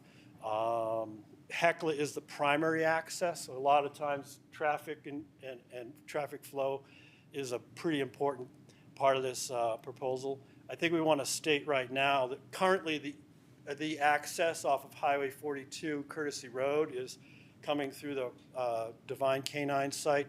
We would propose that would not be, that would be only an emergency proposal, and the majority of the traffic would flow through the Hecla primary access out onto Hecla, with secondary access to Calyx to the south. We might come back to this slide with some other discussion. So this is the preliminary design again, and I want to bring up Eric Hartranft to kind of walk through what we're doing based on what we've heard so far, and take the next few slides and have him take the next few slides to talk about the concept plan and the next steps. Eric? Eric Hartranft, Louisville resident and office at 950 Spruce Street, just a block away. I've been working with Michael since we did the senior housing up on Lincoln back in the 90s. And Louisville doesn't have a lot of affordable housing. Certainly hasn't been built in the near past. And so I'm personally excited to see this happening, and glad to have Michael and the Thistle team doing it, because you truly have the A-team here on affordable housing. So want to just, our concept plan, we're obviously dealing with a very constrained site here, and there's a lot of things that we've got to do through the PUD process and the plat. Obviously with the Davidson ditch, I think there's probably some underground that needs to happen there, because if you know how they maintain ditches, they need to have access, and it's hard to be this close to development and have just an open ditch that they maintain with a backhoe. So I believe that there'll be some additional piping of that ditch to make that happen. When we look at the Calyx extension, I think we are going to be asking council and the city to kind of look at the cost benefit of Calyx. I know it's in our transportation master plan, which is a Bible, but at some point you have to really take a look at these individual projects. What do they gain at what cost? And especially when you're talking about an affordable housing project, if you load enough costs on it, then it either becomes not affordable or it goes away. And so we want to be sure that anything that gets loaded into this project is really important to the city, to you guys, and to the neighborhood. So when we look at the Calyx extension, it really could, the little bit of traffic that goes through, that would go through there per the traffic study, can easily be handled on Hecla, which is designed for more traffic.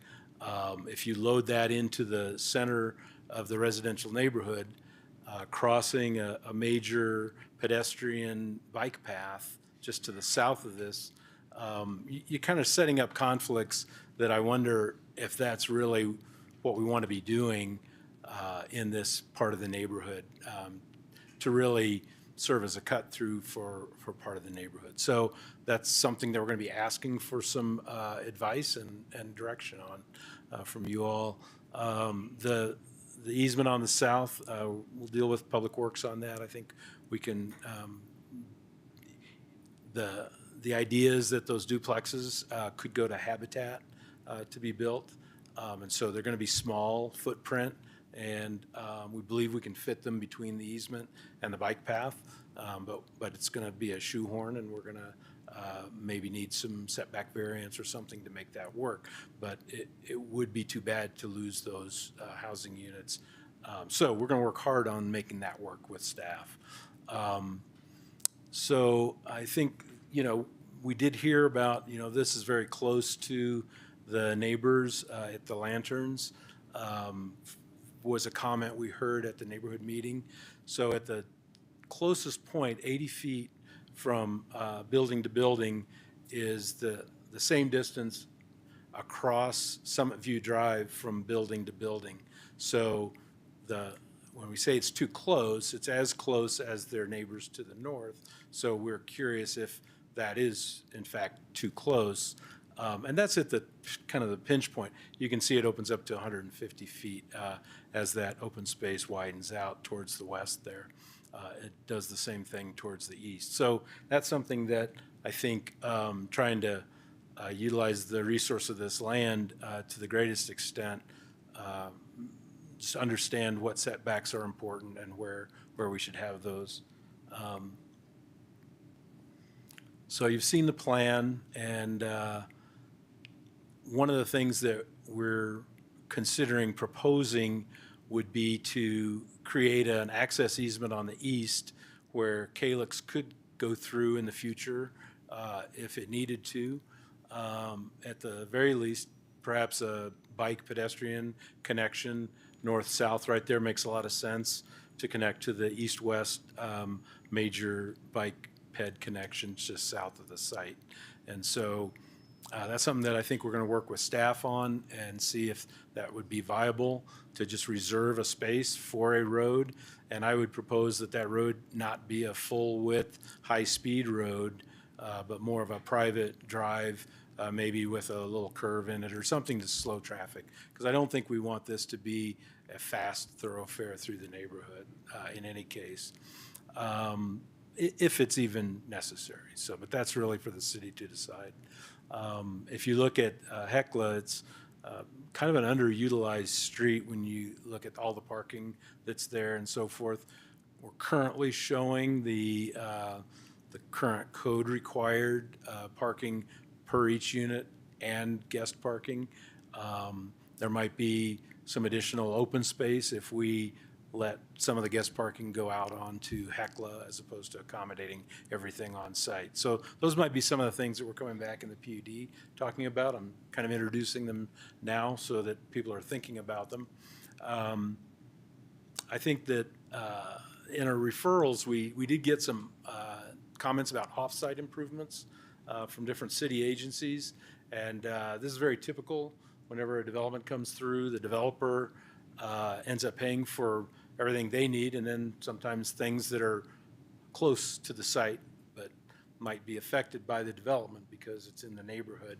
And so these off-site improvements, you can load enough of those onto a project like this that would make it unaffordable. So we'd like to, again, ask the city, of the things that get brought up and loaded onto a project, are they important enough to change the pro forma on this affordable project, or are there things that maybe the city could do out of the general fund or other ways to fund capital improvements that really are off-site and not part of this actual development? So those are things that I think this concept plan you guys are going to be discussing amongst yourselves. These are some of the issues that have come up for us in thinking about this, so we'd like you guys to think about it as well. Traffic?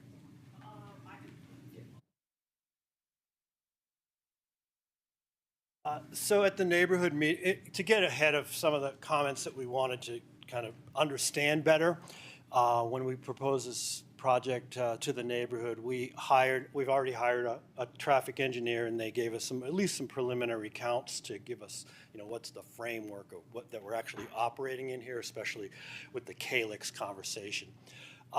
This slide is just straight from our engineer, just gives a traffic count generated from 44 units based on their engineering study. It's an approximate of about 352 trips a day, 8 trips a day per unit.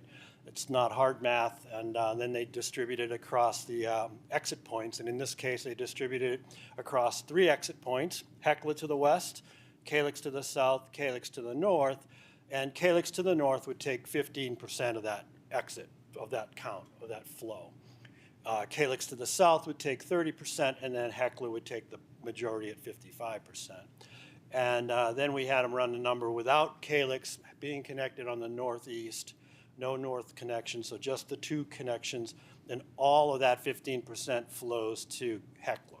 So that gives you some kind of framework of, as Eric said, the cost benefit of building a road over a ditch north, full width, for 15% of the traffic generated from that particular development. So it was good to just see that number. That's another benefit of sort of having the concept plan to at least engage somebody early on some of the on some of the things that tend to come up. There's a legacy letter from the sellers, Rob and Carol Lathrop, long-term residents of Louisville. Actually, Rob was on council for a number of years, has owned the property for a long time. Thistle purchased it from him earlier this year, him and Carol. He's always sort of envisioned it as affordable housing, especially since Calyx, since Kestrel was developed to the south, which is an affordable housing development. We think this has some tremendous benefits for the community of Louisville. Permanently preserving taking a very important infill parcel that's being used sort of as an antiquated use given its current surrounding development, and making it permanently affordable housing.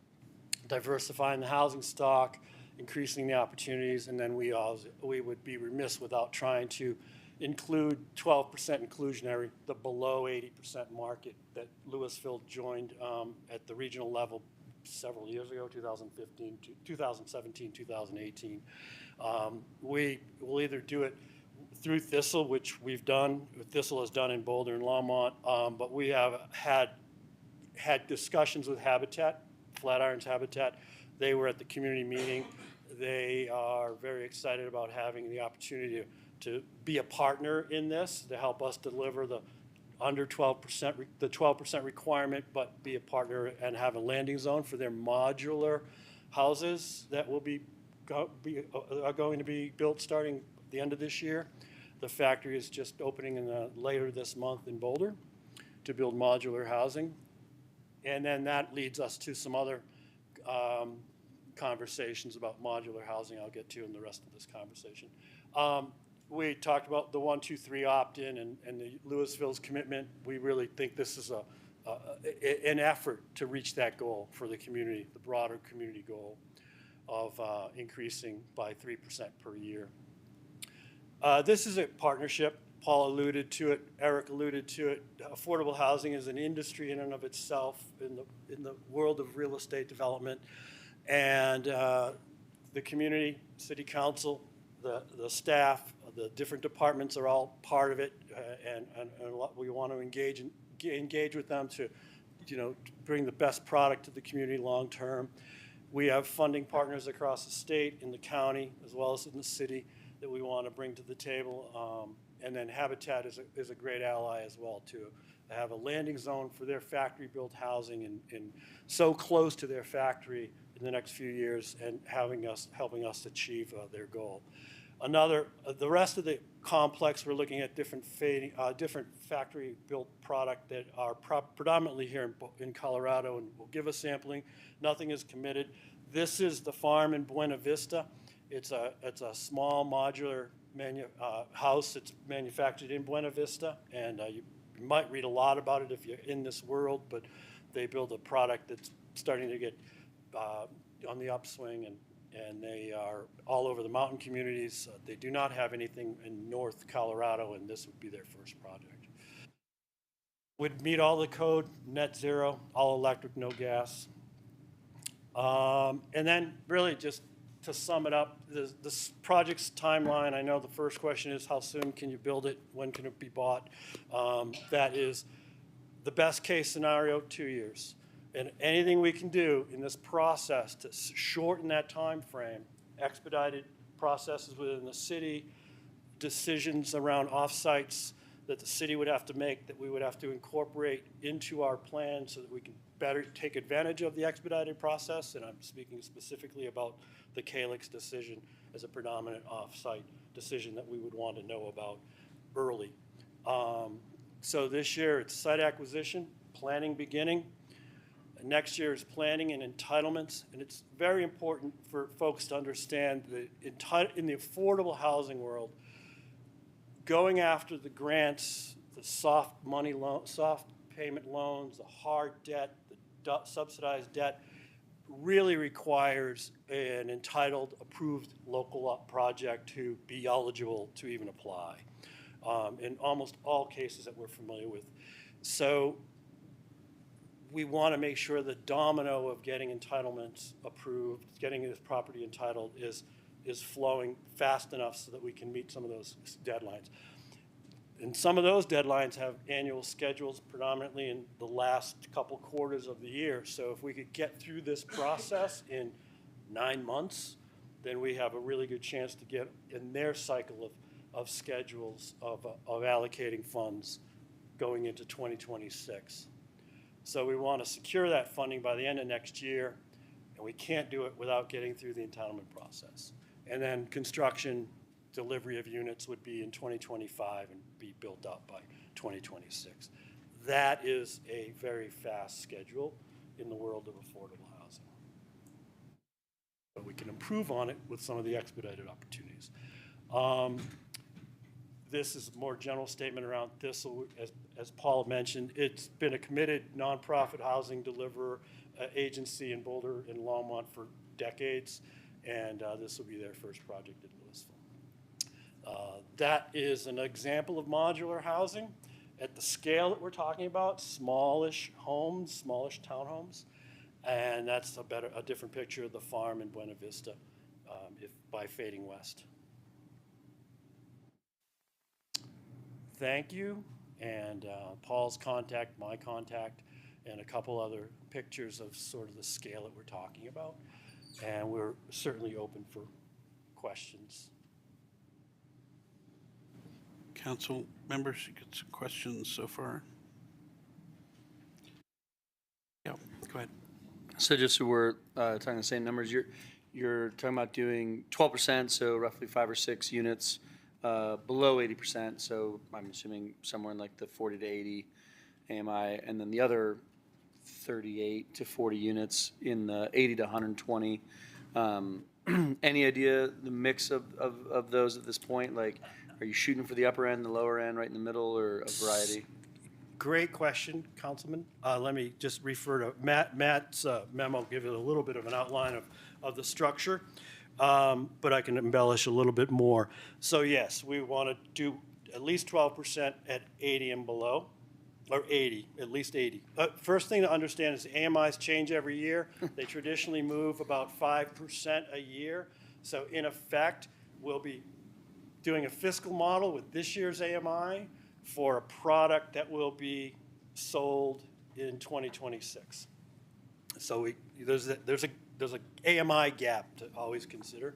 So what is 80% today is likely to be 70% when we complete a project. So we'll be below the 80. We're looking at 6 units for 80.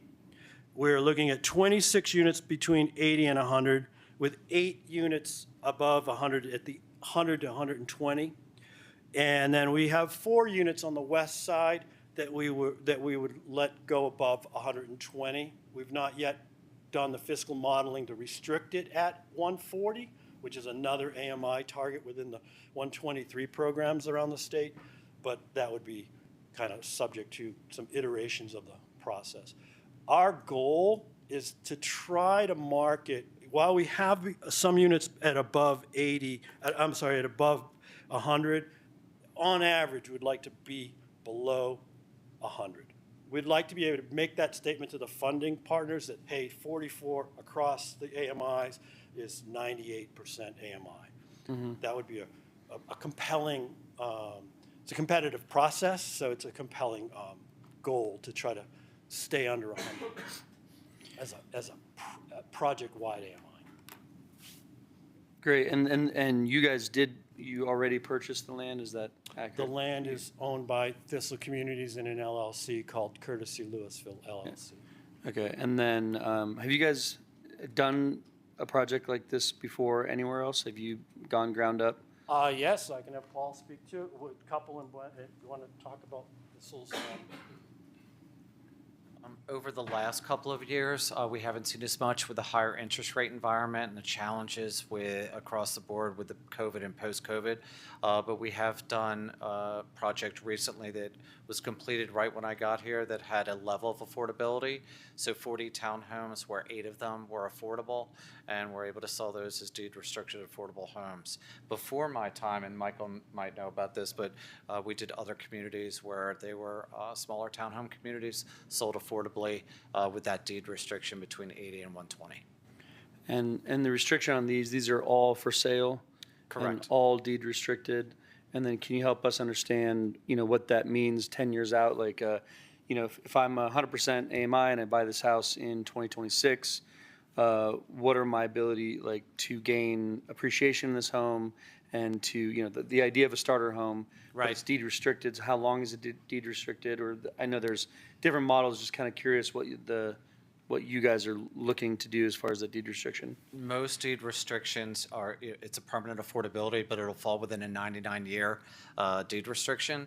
And then what a deed restriction will do will limit the resale price so that it can stay within a certain level of AMIs as each year increases. And if there is a sale after 3 or 5 or 7 years, there is a formula attached to that.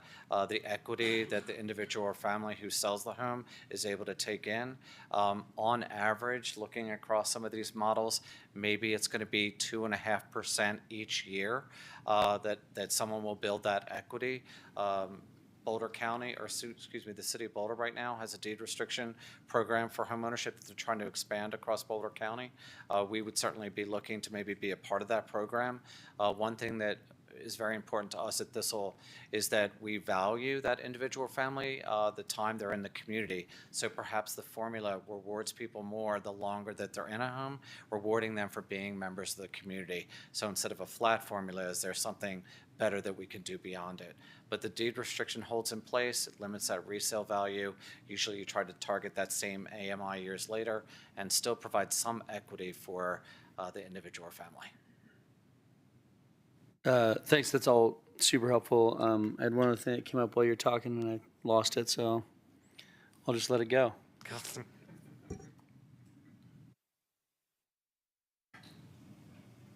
Councilmember. First, thank you for bringing this to Louisville. I'm really excited about a project like this.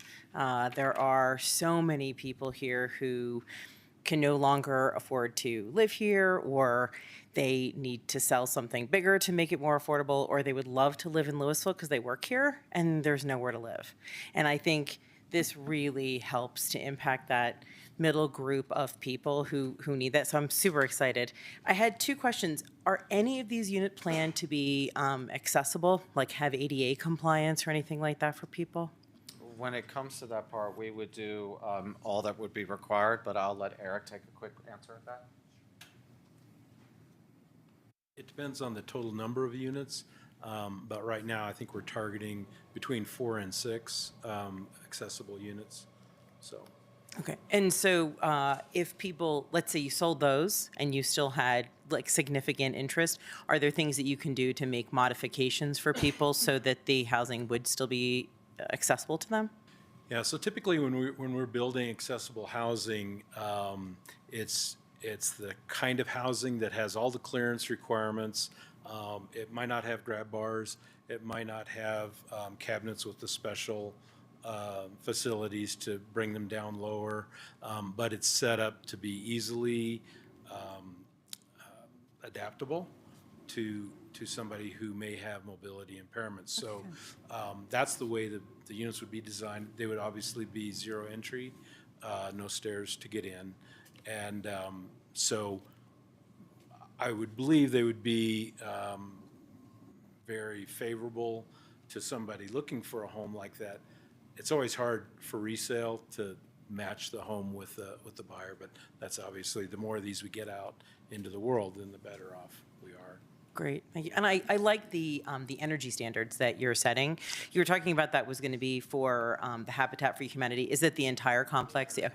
And have you thought of doing things like ground source heat and for heating and water? Just because I know it's a large infrastructure investment, but it usually pays its dividends in really affordable living for utilities versus other forms of all electric heating and water. I think that, when we're in the net zero, all electric kind of housing product, ground source heat pumps are very expensive, and they're really more for a higher end market.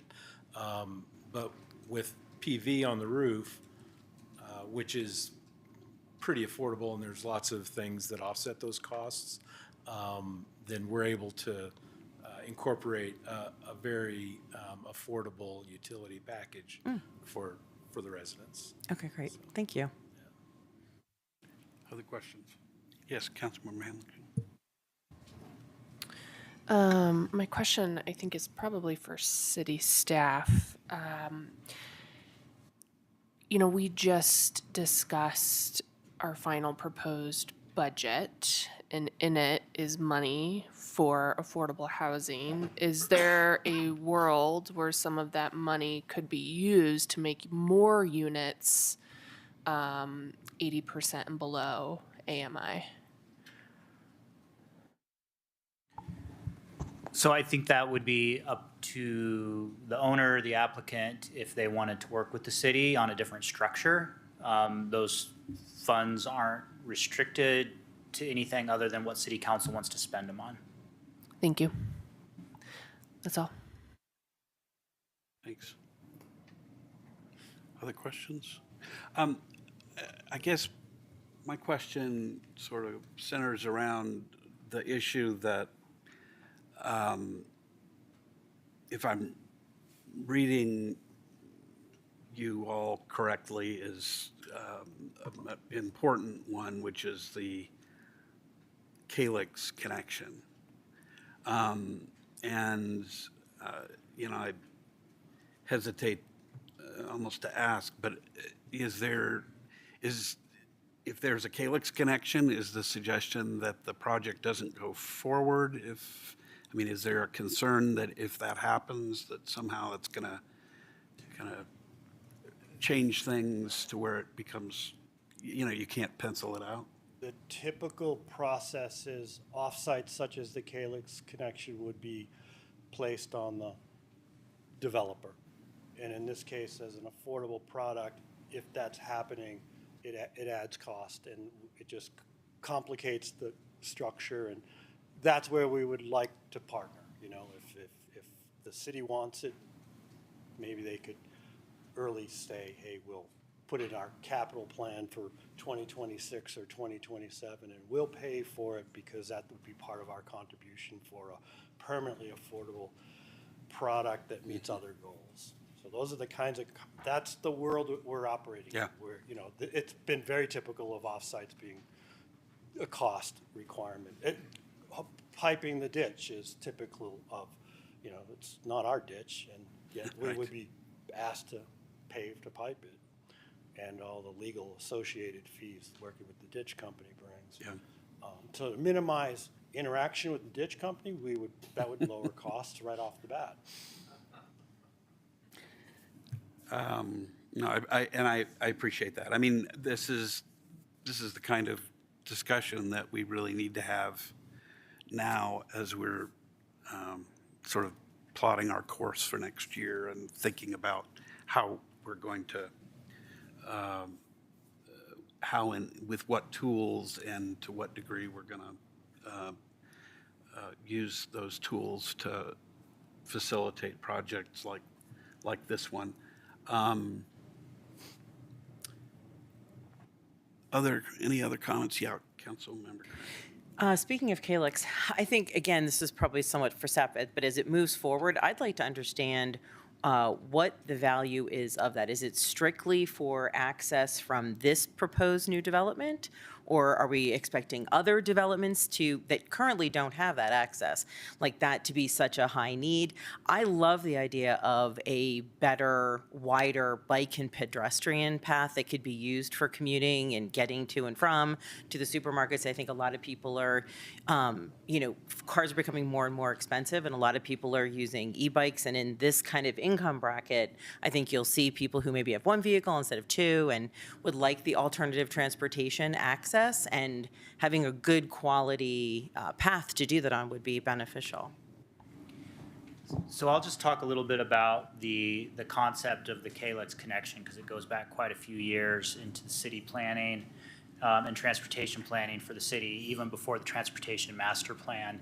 The idea, I'm not advocating for one thing or another, I'm just explaining kind of the concept. And the theory is that if you have more of a gridded street network and you have more connections, it's actually more pedestrian friendly. You can distribute traffic better. You can reduce congestion in different areas. If you think about a downtown street grid in Louisville, there's lots of different options for people to go. It's thought of as very pedestrian and bicycle friendly around downtown. So there was some aspect of trying to recreate that in newer developments around Louisville. There was a concept of connecting Calyx all the way from Pascal all the way down to South Boulder Road as a secondary road to Highway 42 to help relieve congestion in and out and up and down of Highway 42. So, from a strict engineering analysis, is this necessary to keep adequate levels of service to accommodate the development? No, but it's part of a broader philosophy of how you build your street network. We have been trying to get a connection of Calyx all the way down to South Boulder Road. That would help with connections to bus stops and things like that. We weren't able to get a road through Christopher Plaza, but we did get a pedestrian connection through there as an example. So I think we'd like to get a ped connection, bike connection, vehicular access is probably secondary. It might, we could look at options to reserve right-of-way or easements like they had mentioned in case there was ever a desire in the future. Those are just options, kind of the menu of options we could consider. Yeah, just to continue on that, it seems that,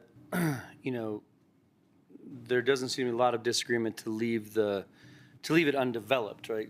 That there isn't a home being built on where Calyx would go. And so if it's an important road, kind of like the neighborhood to the north has, no building there, so that you can still put a road there now, even though it was built, 5, 6, 7 years ago. So I think that's a good starting point, right? Is to make sure that that's a continued option for us, no matter what happens with this development. But whether or not it's entirely necessary, or instead of going straight through it, use or curves through there, and maybe it doesn't go over the ditch, because I think to the point of then having to cross a very highly used bike path. I take that path all the time that leads to the underpass, right? And so having that bike path now have a road over it is that counterproductive to a really highly used bike path. So I see that issue as well, but it looks like something that's solvable for everybody, and trying to figure out how important it is to us, how important it is to this development. And I think, as you were saying, is it beneficial to the neighborhood, for the neighborhood to the north or south? Are they like, oh, this is so great, now I can take this route through? Or is it not really that, doesn't really change their pattern of movement? So anyway, I think that's, interesting looking at that. Other comments? Yeah, the other thing, I guess, will be interesting. I suspect that there may be some public comment on traffic flow. If we don't have that Calyx connection, if that's not a road, then there's going to be, it sounds to me like, most of the traffic's going to dump onto Hecla there. And as you've put it, is it worth 15% routing it to to Calix, if we made that into a road, or is it not? But we can get some thoughts there. If we don't have any more comments by council right now, why don't we hear some public comment about this concept? And please, just, if you haven't given a card to the clerk, please do, and we'll get you in the queue. I gather we have some public comment. Thank you. Thank you very much. First up is Gary Larson, followed by Peter Wingert.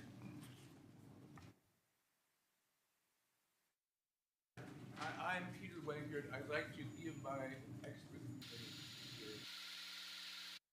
Just give it a second, we'll reboot it. You better. Use them wisely, Mr. Larson. I will try. Do you have a slide that you wanted to reference? Showing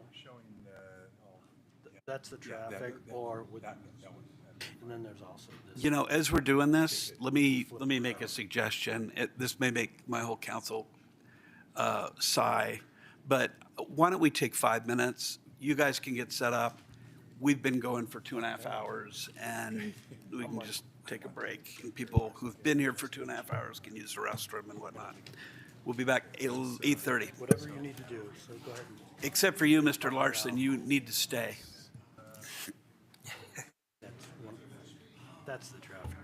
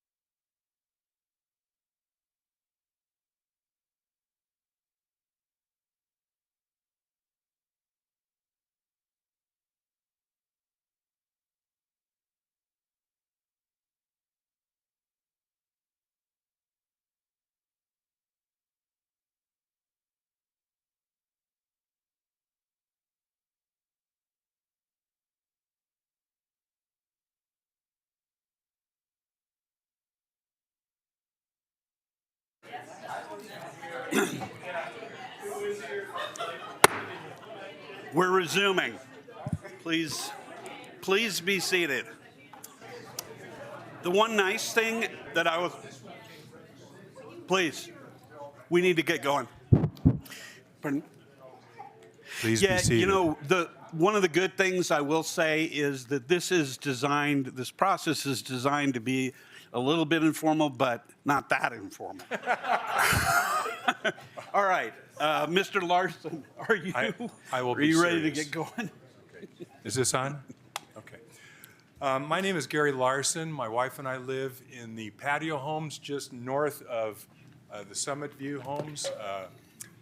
So I'm about 100 yards north of this proposed development. I have two issues. Oh, and by the way, to quote our Mayor Chris Lay earlier, this proposal doesn't stink. He referred to another project. No, I'm very pleased to see this project coming about. I do have two concerns I'd like to bring up, and actually they've been addressed somewhat as the presentation has gone along. First of all, if you take a look at, I don't know exactly, I won't try to find it, but the Summit View homes, which are the duplexes just north of that, it was pointed out that they were 80 feet away. What wasn't pointed out is that they're also about 15 feet lower than the proposed affordable housing. What I'd like to propose, if possible, and having looked at what was presented earlier, it may not be possible, is to flip the site plan north and south, so that you could, because right now what you've got is, let me see here, you've got 4 two-story buildings looking down onto the duplexes just to the north, and you've got 7 three-story buildings.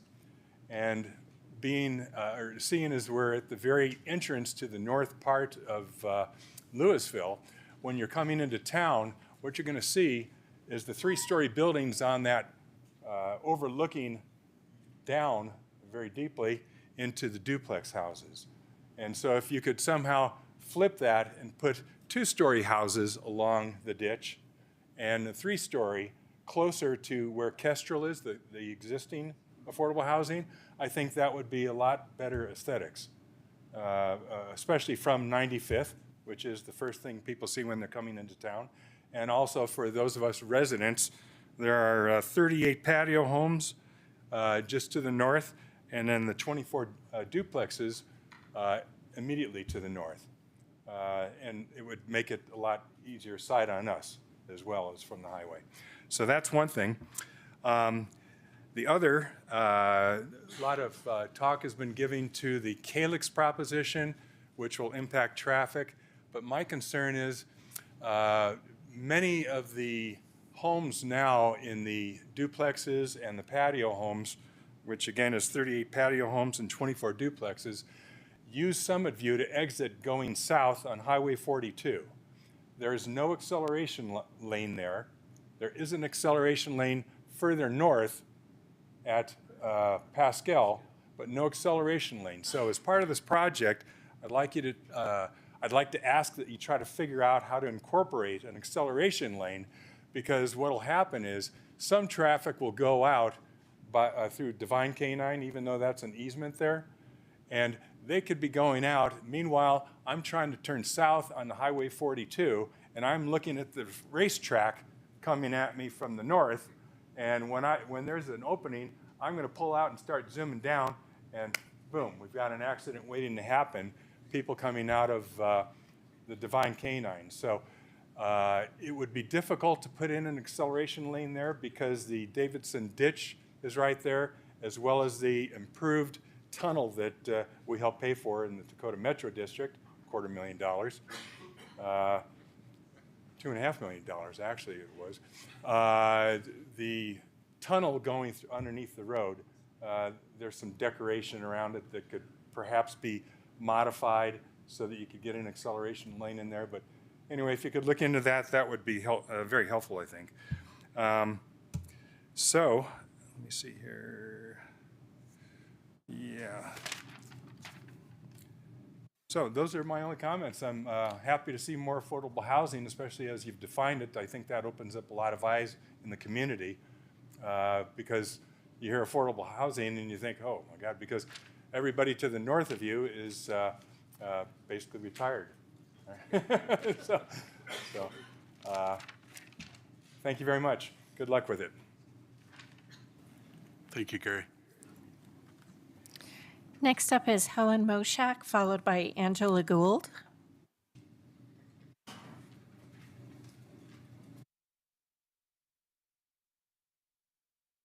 Hi, Helen Moshak, Louisville resident. I just wanted to stay and listen to this presentation. It's awesome. I was wondering if you could remind us how we can get a copy of this presentation since it wasn't in the packet. It's a supplement, I think.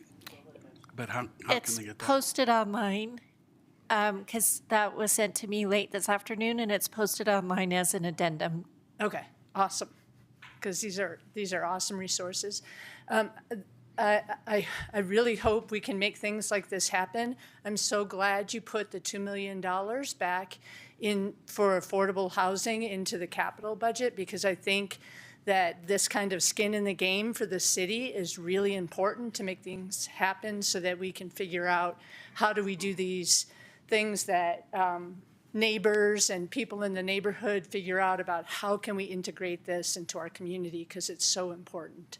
Thank you.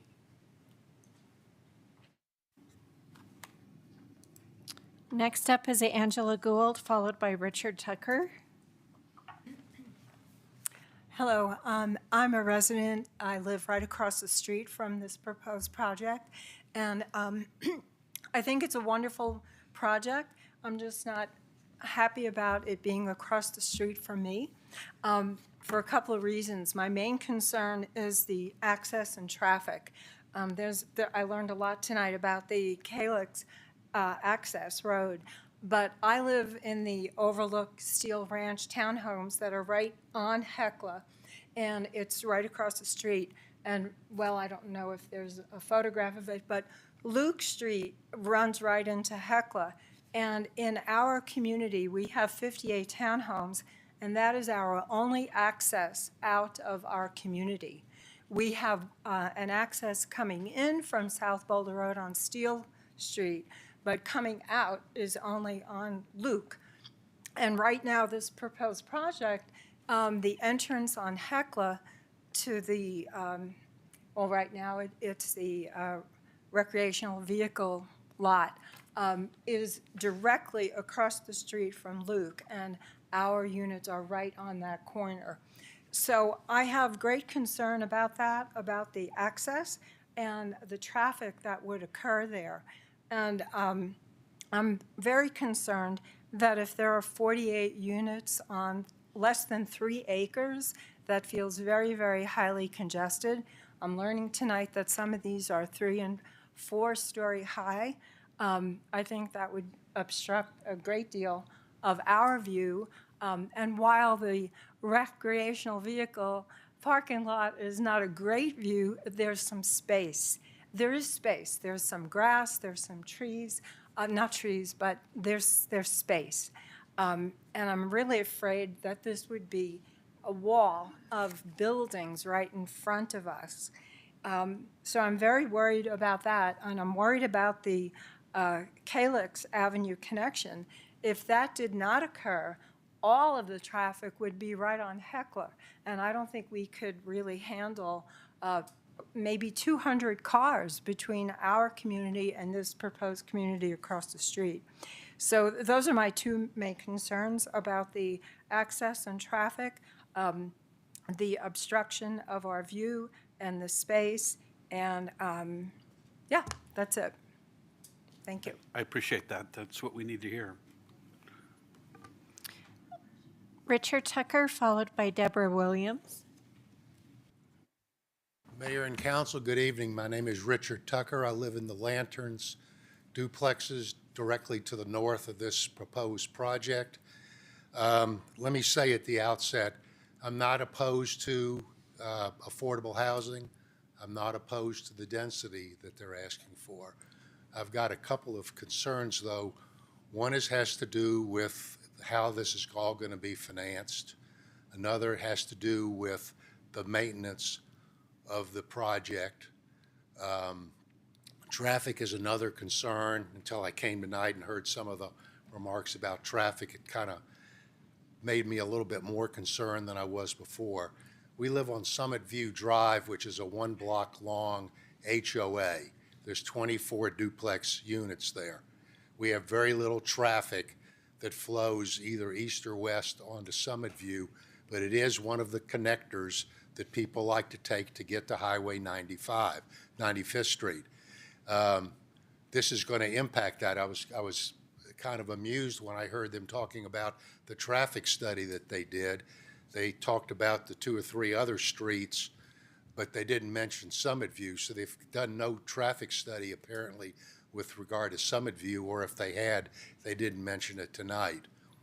I practiced law for over 40 years in the Dallas-Fort Worth area. I was a corporate finance lawyer in a large firm, so I think of myself kind of as a numbers guy. And so I start looking at this project and looking at affordable housing and how many are going to be below 80% AMI, and 26 of them are going to be between 80 and 100%. And you start thinking about, when they talk about what the average price of one of these is going to be, where are people going to come up with the down payment for these? How are they, is this going to be an HOA? What are the HOA monthly fees going to be? Are interest rates going to go back up? Mortgage rates going to go back up? It's all going to impact the success of this project and their ability to sell these. That's not my concern. My concern is the maintenance of these projects. We live in homes which the median is, our homes probably are above the median for Louisville. They were built primarily in 2016. The people who live in our 24 units probably have an average age of maybe 65, 70, so we don't have kiddos. But the rest of Steel Ranch, there's an awful lot of kids running around playing in the parks and so forth. There's going to be a lot of traffic, a lot of congestion. We all know about those 2 young students who got hit by cars on Baseline 4 to 6 weeks ago, and it just kind of disturbs me thinking about this. I would rather have a project like this than to have the RV. Richard, I Yes. apologize. Your time is up. Okay, thank you very much. Thanks, Richard. Next up is Deborah Williams, followed by Susan Liu. I'll just say right now, I'm going to take that man's time in the back there, Matthew Williams. My name is Deborah Williams, and if we could get the concept site design up on the, what do? I have to wiggle this or something? Thank you, Meredith. Oh, here we go. Great. So I'm in support of this development. I think there's a lot of good things happening here, especially the rezoning. Nobody's really talked about that, but the rezoning, I've always thought that was problematic in that it's commercial, and right next to us, you know, we're all residential. So I think that's a win-win for the whole community and the whole area. And I also think the affordable housing in the mid-range is a very good product, and I like the fact that this is a different housing stock that we do need in Louisville. So I'm always happy to see that. However, I do have some concerns or issues with this project. The first issue and the most important is the buffer in relation to a couple different things. The buffer in relation to all of that is owned by the city of Louisville, and there's an easement as well as the Davidson ditch is there. So I'm wondering, is there any possibility that that land would change ownership? So that's one question. I want to make sure it doesn't change ownership and it's still the city of Louisville and that it is not encroached upon with this development. So, so that's part of the buffer issue that I'm concerned about. I also would like to see some sort of berm or fence when we talk about buffers between two communities. Berms with trees work really well, fences work really well, and we already have one on Lanterns on the other side next to the patio homes. So the buffer is an important piece that I would like to see addressed and worked into the site plan. The second one is drainage, and we haven't really talked much about that, but I will tell you, as it is, the Lanterns duplexes on that north side there, the south side of our street, that buffer this development, we've already had drainage issues, and actually somebody did mention that we are downhill from this property. So that is partly we have negative drainage. So I want to make sure that that is also addressed in your development when you go forward, and would love to see what you do with the drainage plan for that. And then this one we haven't really talked about. This is the design elements and the quality of building. Sorry, I'm trying to keep my mouth here at the speaker, but in the comp plan under the framework for neighborhoods and housing, there's a policy called NH-4.5, and it's new developments should be compatible with existing neighborhoods and the framework. And so I want to make sure, now I'm not saying it's not compatible, because I really don't. I haven't seen what you're going to do. I mean, it's all concept.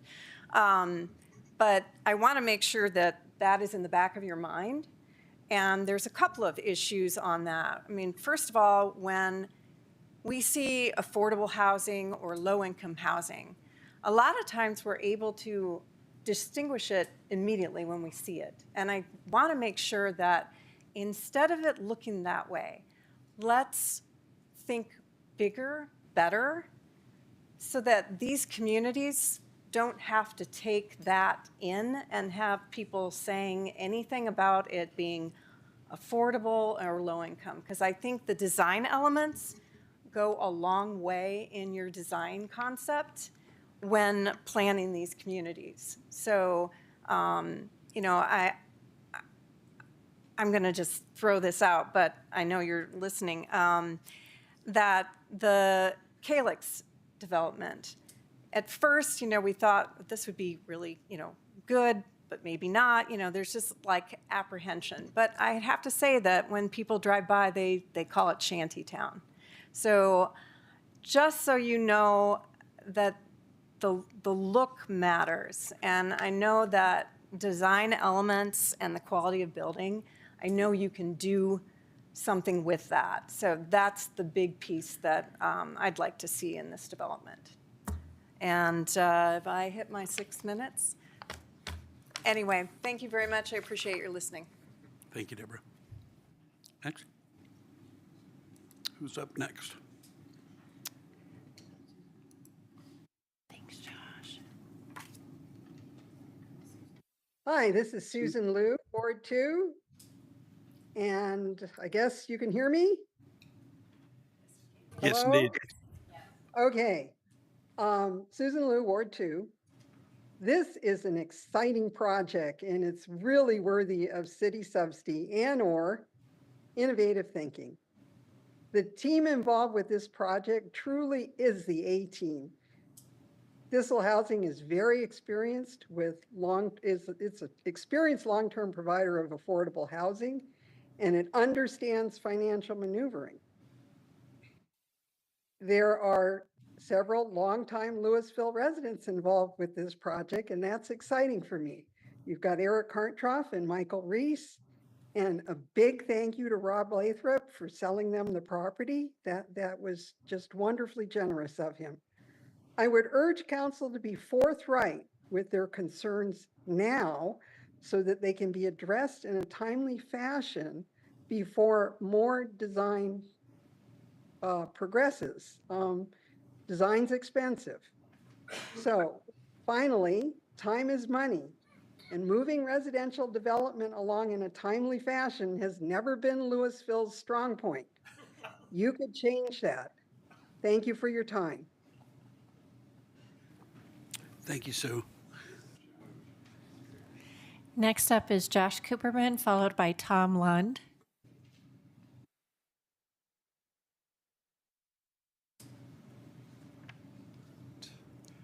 Hi, Josh Cooperman. I live in Louisville. I am very supportive of this project and the concepts that we've seen. The community could really use some more affordable housing, and I think. Josh, just a second. Yeah. Is the microphone on? It says on. I just want to make sure it is. Looks like it. Clean out my ears. That's all right. Didn't mean to stop your flow. Sure. So this project would bring some really great and needed housing to the community. I think it's a little bit ironic that it would replace an RV storage place where people basically store, in a sense, second homes, and now we're going to have affordable homes there. In any case, I'm particularly excited about their commitment to doing all electric construction. And I think it's great that this will help us meet our 3% increase in affordable housing for Proposition 123. I just wanted to make, 4 suggestions or suggested questions that you might consider asking about. So one, I don't really understand why they're not proposing any access due east to Highway 42. Next, that would go past the Divine K9. I just didn't hear an explanation for that, and it seems kind of like an obvious place to send some traffic. Second, I think it's really important to get a bicycle connection at the south end of that would connect to the trail just south of the development. So even if we don't go ahead with Calyx, that bike connection I think is absolutely essential. The third point. Someone was commenting about the acceleration lane on 42. Maybe a good solution for that, and I think it might even be part of the 42 vision plan, is just to reduce the speed on Highway 42. I was recently talking to someone over there who also thought the speeds were just way too high for that road. And then lastly, I was walking over in that neighborhood recently, and the developer might want to think about sound buffering between the development and Divine K9 as well as the road. There's definitely noise to be had over there. Thanks very much. You're worried about disturbing the dogs, I presume. Just tweaking you. Just tweaking you, Josh. Who's up next? Next is Tom Lund. Thank you. I'd like to echo Gary's comments earlier and some of the other people that were here. I live in the Lanterns, and I'm in the property, one of the patio homes directly north of this development. And a couple points I'd like to make. Number one, I think the idea of a step up, and I'd love the developers to look at this, a step up with the duplexes coming up against our area and moving up to a 2- and 3-story going to the south is a good idea, not only for the visual sight lines for us and all of the people that live there right next to it, but also as you do come into the Louisville community, I think it'll blend in a lot better. And if they could look at that and try to come up with a design, that might behoove them. Traffic concerns off Summit View, I know there was a few comments on that. I'm sure staff will look at that and do an analysis, but I can tell you accessing Highway 42 in the morning and in the evening, trying to go south on 42 off of Summit View is a disaster. It's a nightmare trying to get on that road, and it's scary because of the speeds and because of the access. So more traffic coming in or coming off that's going to be a problem. I'd ask the city and the developers also to, you know, and someone else made this comment, to look at that buffer between the lanterns and the development to create some better looks and visuals as we move into that development. That open space is kind of dried out shrubland. The city might have to do something with that to green it up and make it a little bit more presentable, or maybe even a fence. But I would definitely have the city and the developers look at that. The grading issues, someone mentioned that. There are some problems with drainage, and there have been some problems with drainage. So I'm sure the city and staff will look at that, and the planners will be all over that, but don't forget about that. And then finally, I guess a comment for the developers, and I think the previous speaker just mentioned this. God bless Canine Divine, you know, they have a great service for people, but those dogs are loud, and they bark every morning at 6 a.m. and 6:15 and all during the day. I think a lot of us in the Lannards have let this go on for quite a while. I wasn't even aware that we could complain, but I guess we can. But it is intense and it's loud. So for that developer going in, you're going to want to think about that for those units right next to there, because no one's going to want to buy right next to that with the noise that's coming out of there unless we can solve that down the road. So thank you for your time.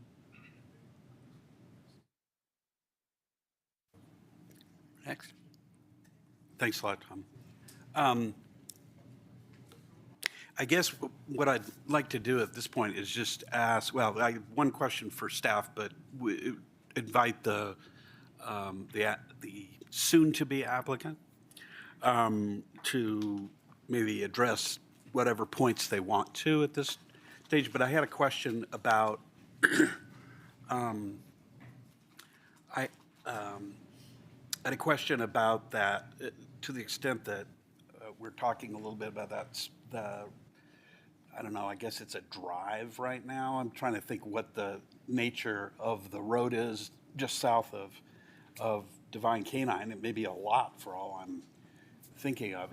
What's the status of that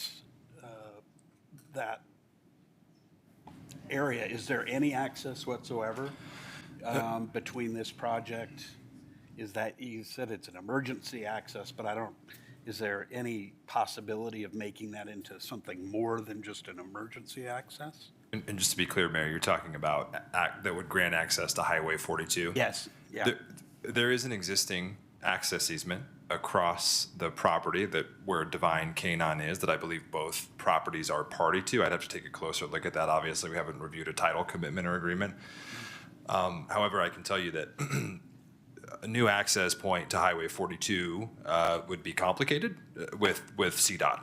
And so I don't know that I can necessarily comment on that at the moment. You know, we've had past projects where we've referred out to CDOT for additional access points, and CDOT does limit the amount of access points that on Highway 42. So if that were to be part of the proposal, we'd have to refer to CDOT to determine existing access points and whether or not they'd actually permit an access point in that location. And I guess maybe more practically there have been several comments about the speed on 42. That's entirely CDOT. Am I right? To my knowledge, yeah, controlled by CDOT and established by CDOT.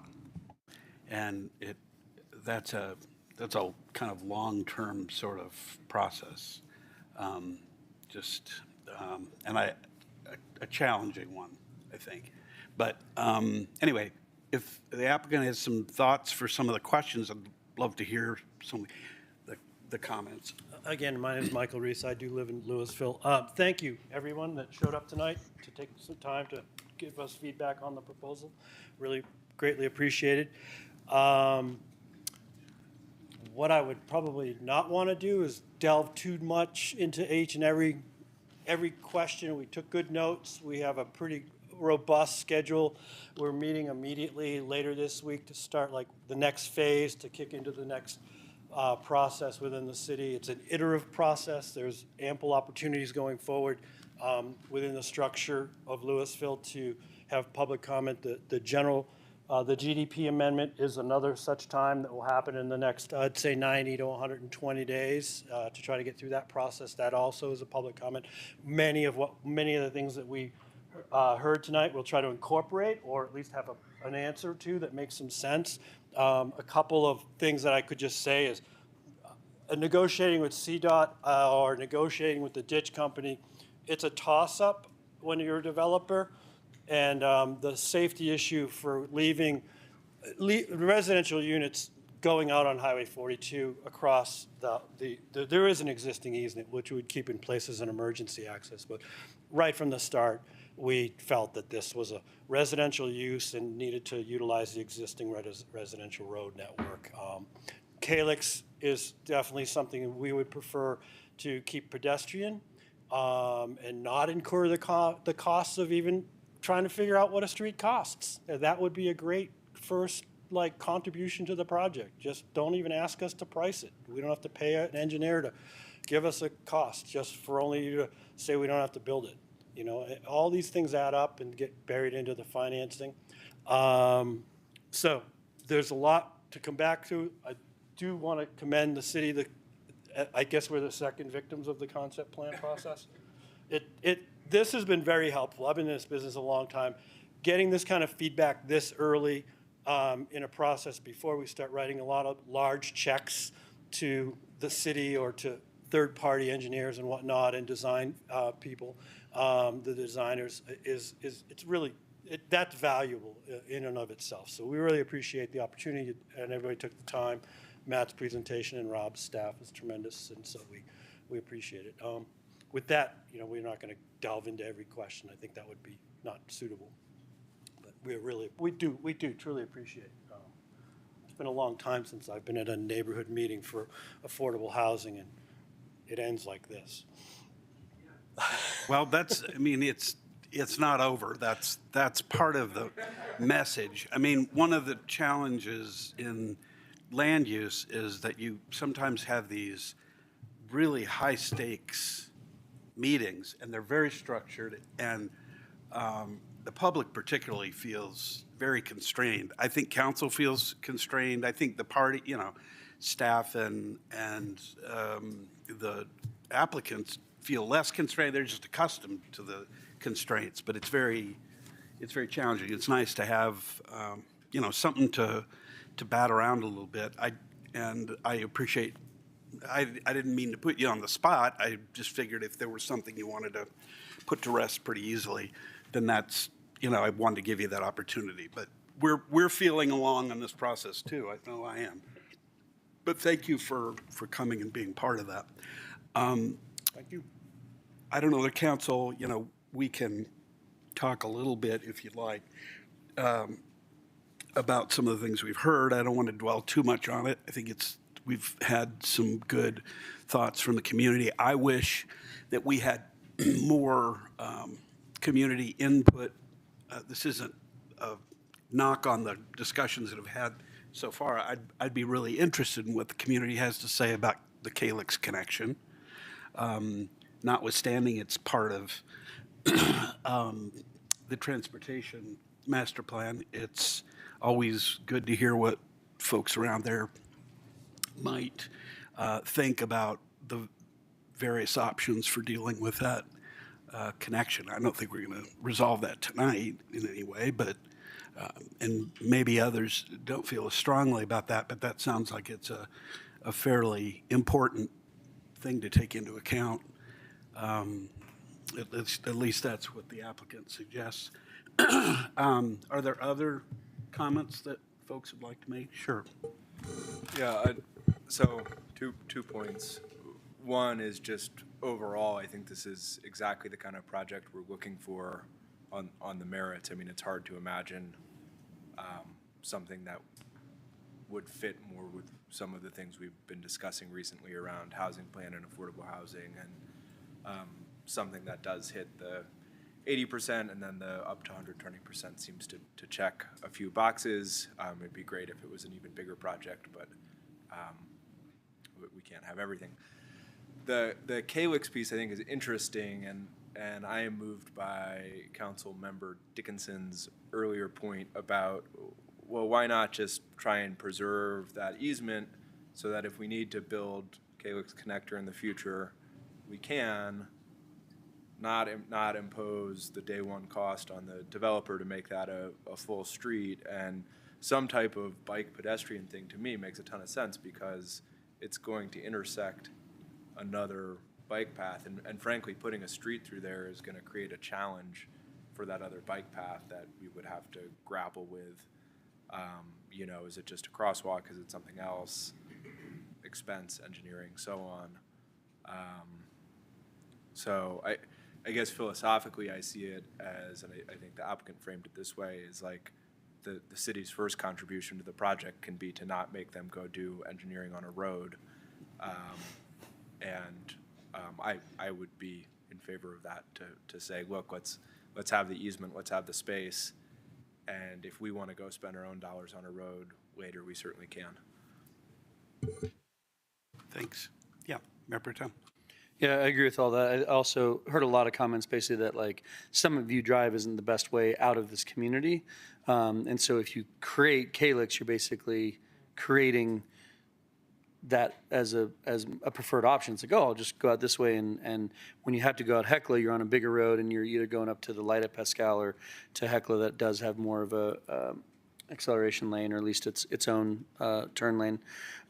So, you know, it seems like, you know, road that will create more traffic for the Summit View neighbors and doesn't necessarily benefit north or south and puts too many people on that road. So I agree with that. Councilmember Hefner to, you know, basically not worry about that road, but instead a good bike path in both directions.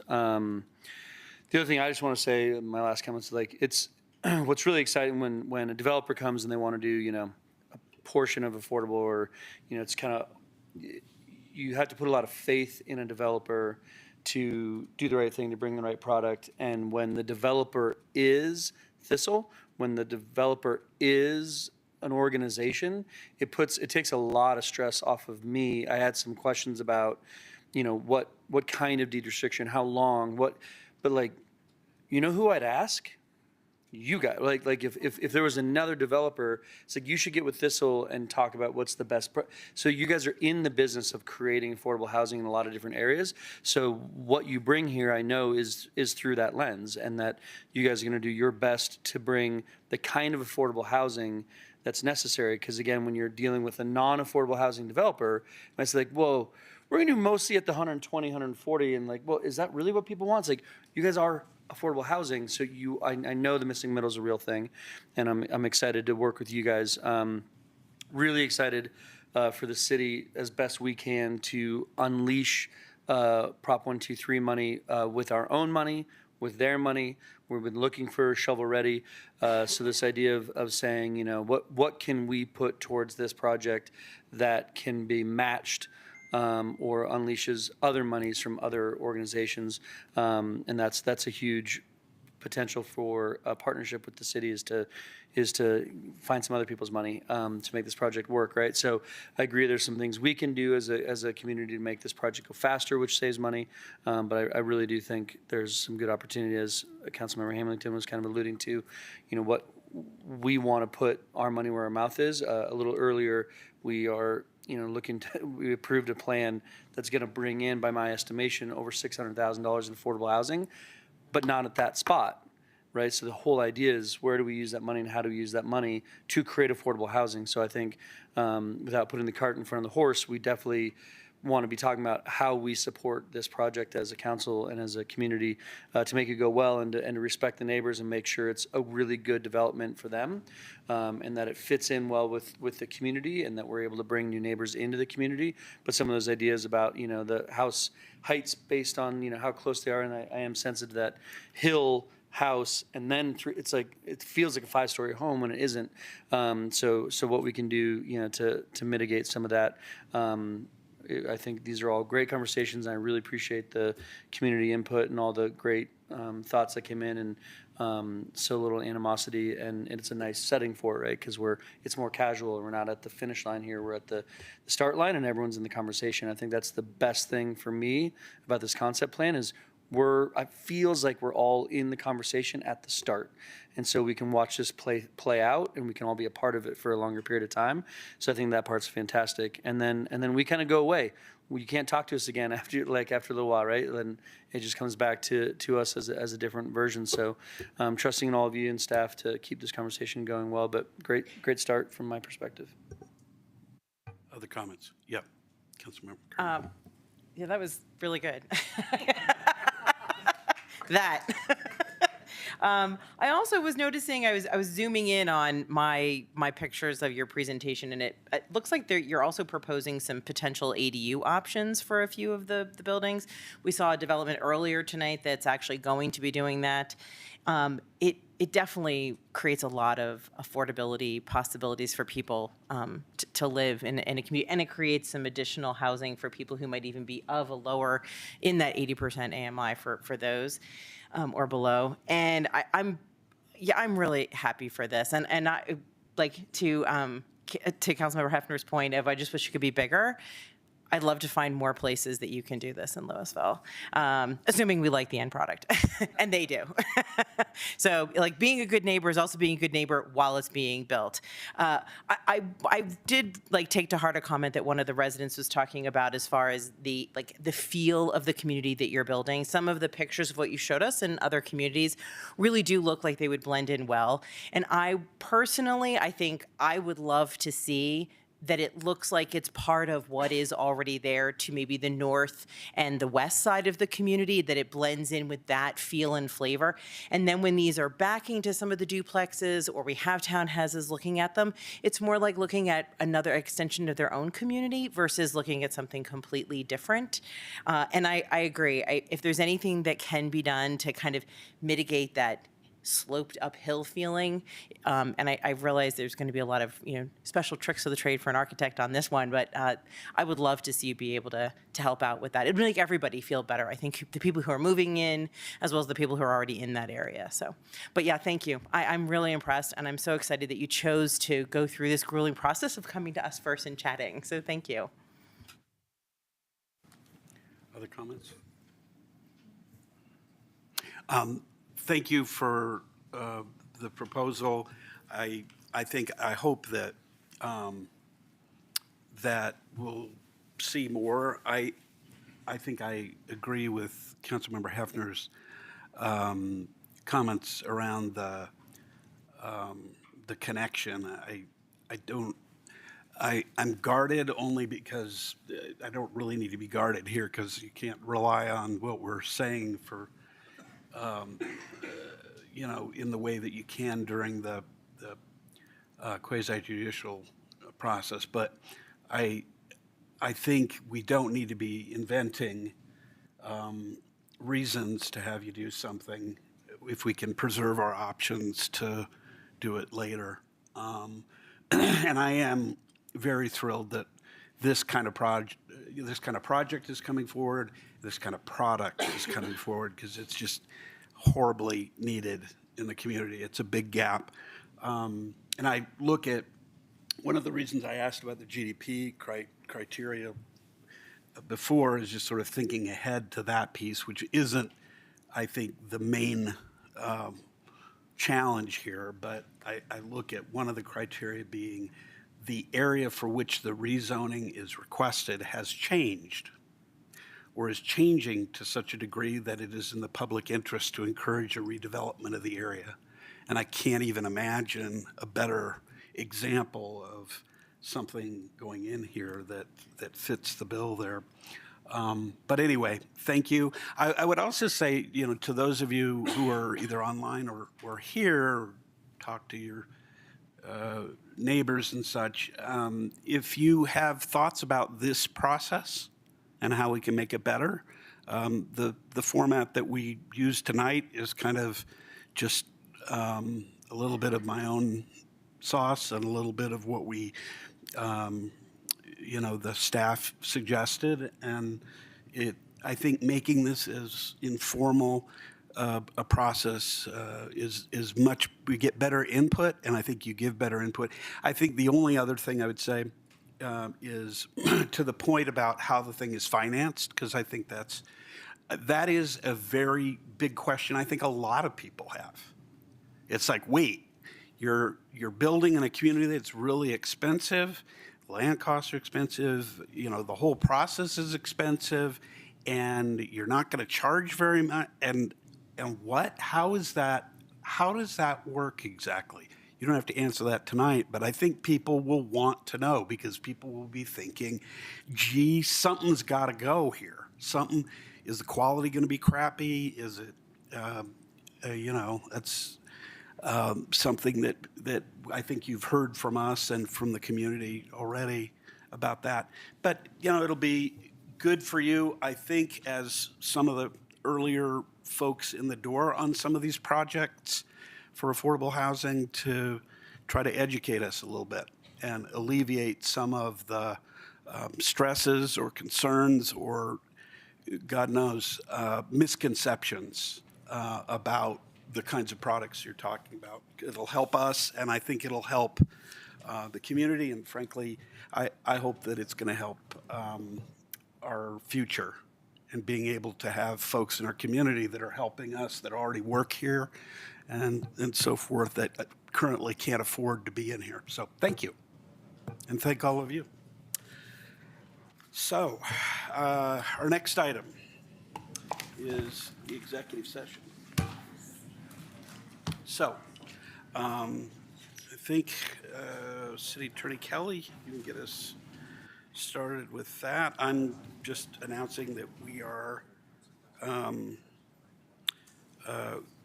conducting an executive session for the purpose of doing performance reviews of officials appointed by the City Council under Home Rule Charter Section 5-2B and Colorado Revised Statute 24-6402, Sections 4F. Yes, thank you, Mayor. As noted on the meeting. Jump in for 1 second. Can we just discuss briefly whether we want to start this at 9:20? Sorry to interrupt. Well, yeah, we can talk about that. We have I guess study session next week. Okay. Let me ask one question about, we sign agreements with the three groups of folks we're evaluating tonight. I think this is the off year. Is that right? It's Yeah. first So year of 2 years. conceivably, if we put it off, it's not going to have any kind of adverse effect. The way it might have an important effect is if we're on the verge of making a decision whether, you know, to enter into another agreement. And if we're not planning to do that, then the urgency of a decision and a discussion that starts at 9:30, to your point, is obviated a little bit. So if that makes, I don't know when we would put that ahead to. It would probably be early in the new year, but again, there's no crisis. Their contracts don't expire till the end of 2025, so. I mean, I think it's a good suggestion. I think that there's good reason to put that off. But does that make a difference to you, Councilmember Kern? Yeah, and you just didn't want to miss the discussion that we had. And the other thing to add is, I missed, because of COVID, my evaluation of the, attorney and the judge. So, I mean, it would give an opportunity for someone else to evaluate. So I feel like we're at a deficit there. So I'm good with the suggestion of delaying, but that's another reason to do so. You'll miss out on the fun. I know how to get a hold of you. Okay.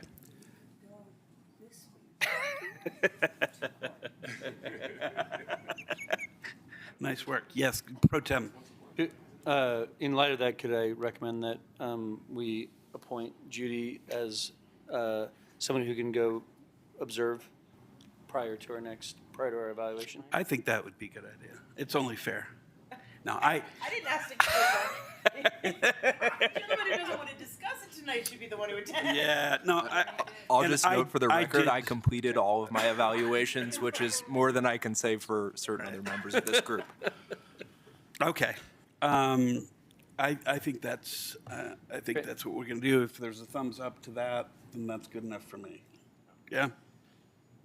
Did you thumbs up? All right. I'm just being, she's just texting here. All right.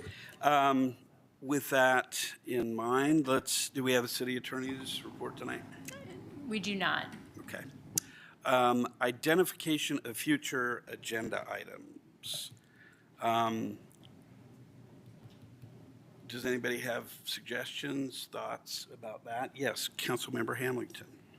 Thank you. So I think as you're all aware, this summer, the Open Space Advisory Board distributed a memo to council asking that we consider an ordinance banning the use of rodenticides for the removal of prairie dogs on private properties, primarily when other methods for removal are not feasible due to the impacts on those animals, but also the animals that consume prairie dogs for food. So given that our surrounding municipalities have talked about this and in some instances have ordinances in place, I think it's worth at least having a conversation for us of how we would propose approaching this on private properties. And nothing else, just begin to align with our neighbors on this. I think there's a couple of issues in there. One, correct me if I'm wrong, but I think we already don't use, as a city, on public property, rodenticides that I think that our policy is removal. I'm not sure whether there's an absolute ban, but I think there is. Is that Mayor, right? I'd have to check our policies. Okay. I don't have that at the top of my head right now. That's a separate issue. That's not really the one we're talking about. Then there's the preemption issue. I don't know what other cities are doing. I was told at one point that trying to regulate rodenticides on private properties is something that we're limited in our power to do. I don't know whether that's true. There's a federal act called the Federal FIFRA. FIFRA, yes. It's Federal Insecticide, Fungicide, and Rodenticide and Act. I mean, it's been around a while. And I think it preempts a lot of things, but I think state legislation may preempt or at least limit our ability. I don't know the answer to that, but that might be something that we want to look into because, I mean, I think what you're saying is important and something that I'd certainly be interested in. I don't know if others would be, but we're certainly getting a lot of feedback on that and having removed rodenticide from properties so that prairie dogs would not die a horrible death from the inside out, or kill other animals. Yeah, I mean, it's not on the something agenda, so I don't want to discuss it. I don't, but I mean, I think I'm I- for talking about it. Yeah. And but there is an issue. You know, in my initial conversations with Councilmember Kern and some others, there's been some interest in learning more. So that's all I'm proposing tonight. But if we could find that out, that would be good. Other things. I have one from talking with the city prosecutor. One problem that she's identified that's pretty significant in her practice is that she's finding that she's dealing with tickets for minors in possession of drugs, particularly psychedelics of the, 5 different kinds or something like that were approved in the ballot issue a few years ago. Apparently, It's very easy now to get vaping pens that deliver psychedelics. And she knows this because she talked to her son, who apparently is a good kid, but said, oh, yeah, that's something that a lot of his classmates are finding is really easy to do. And it's an issue that may be better for the Attorney General to be talking with Amazon about selling, because that's where the kids are getting this. But anyway, it may be something that we may see an idea for an ordinance change in our to cover this, because the problem is, according to the prosecutor, that it's not very clear under our ordinance where we're actually prohibiting that. I was surprised about that, but I think that because I thought we were, we did about everything we possibly could to limit vaping and the sale of vaping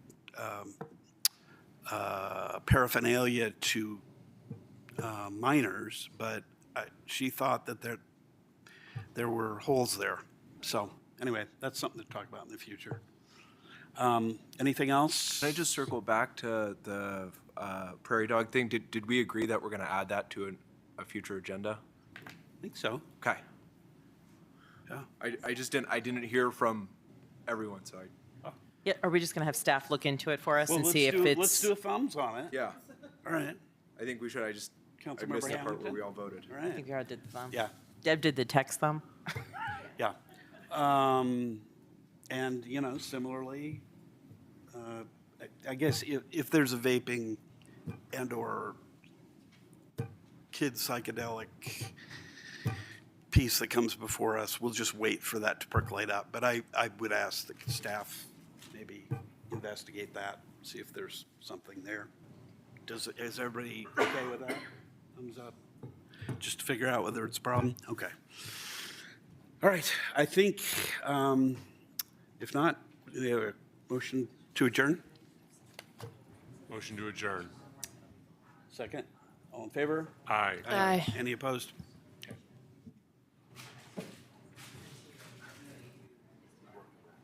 Thanks. It's just-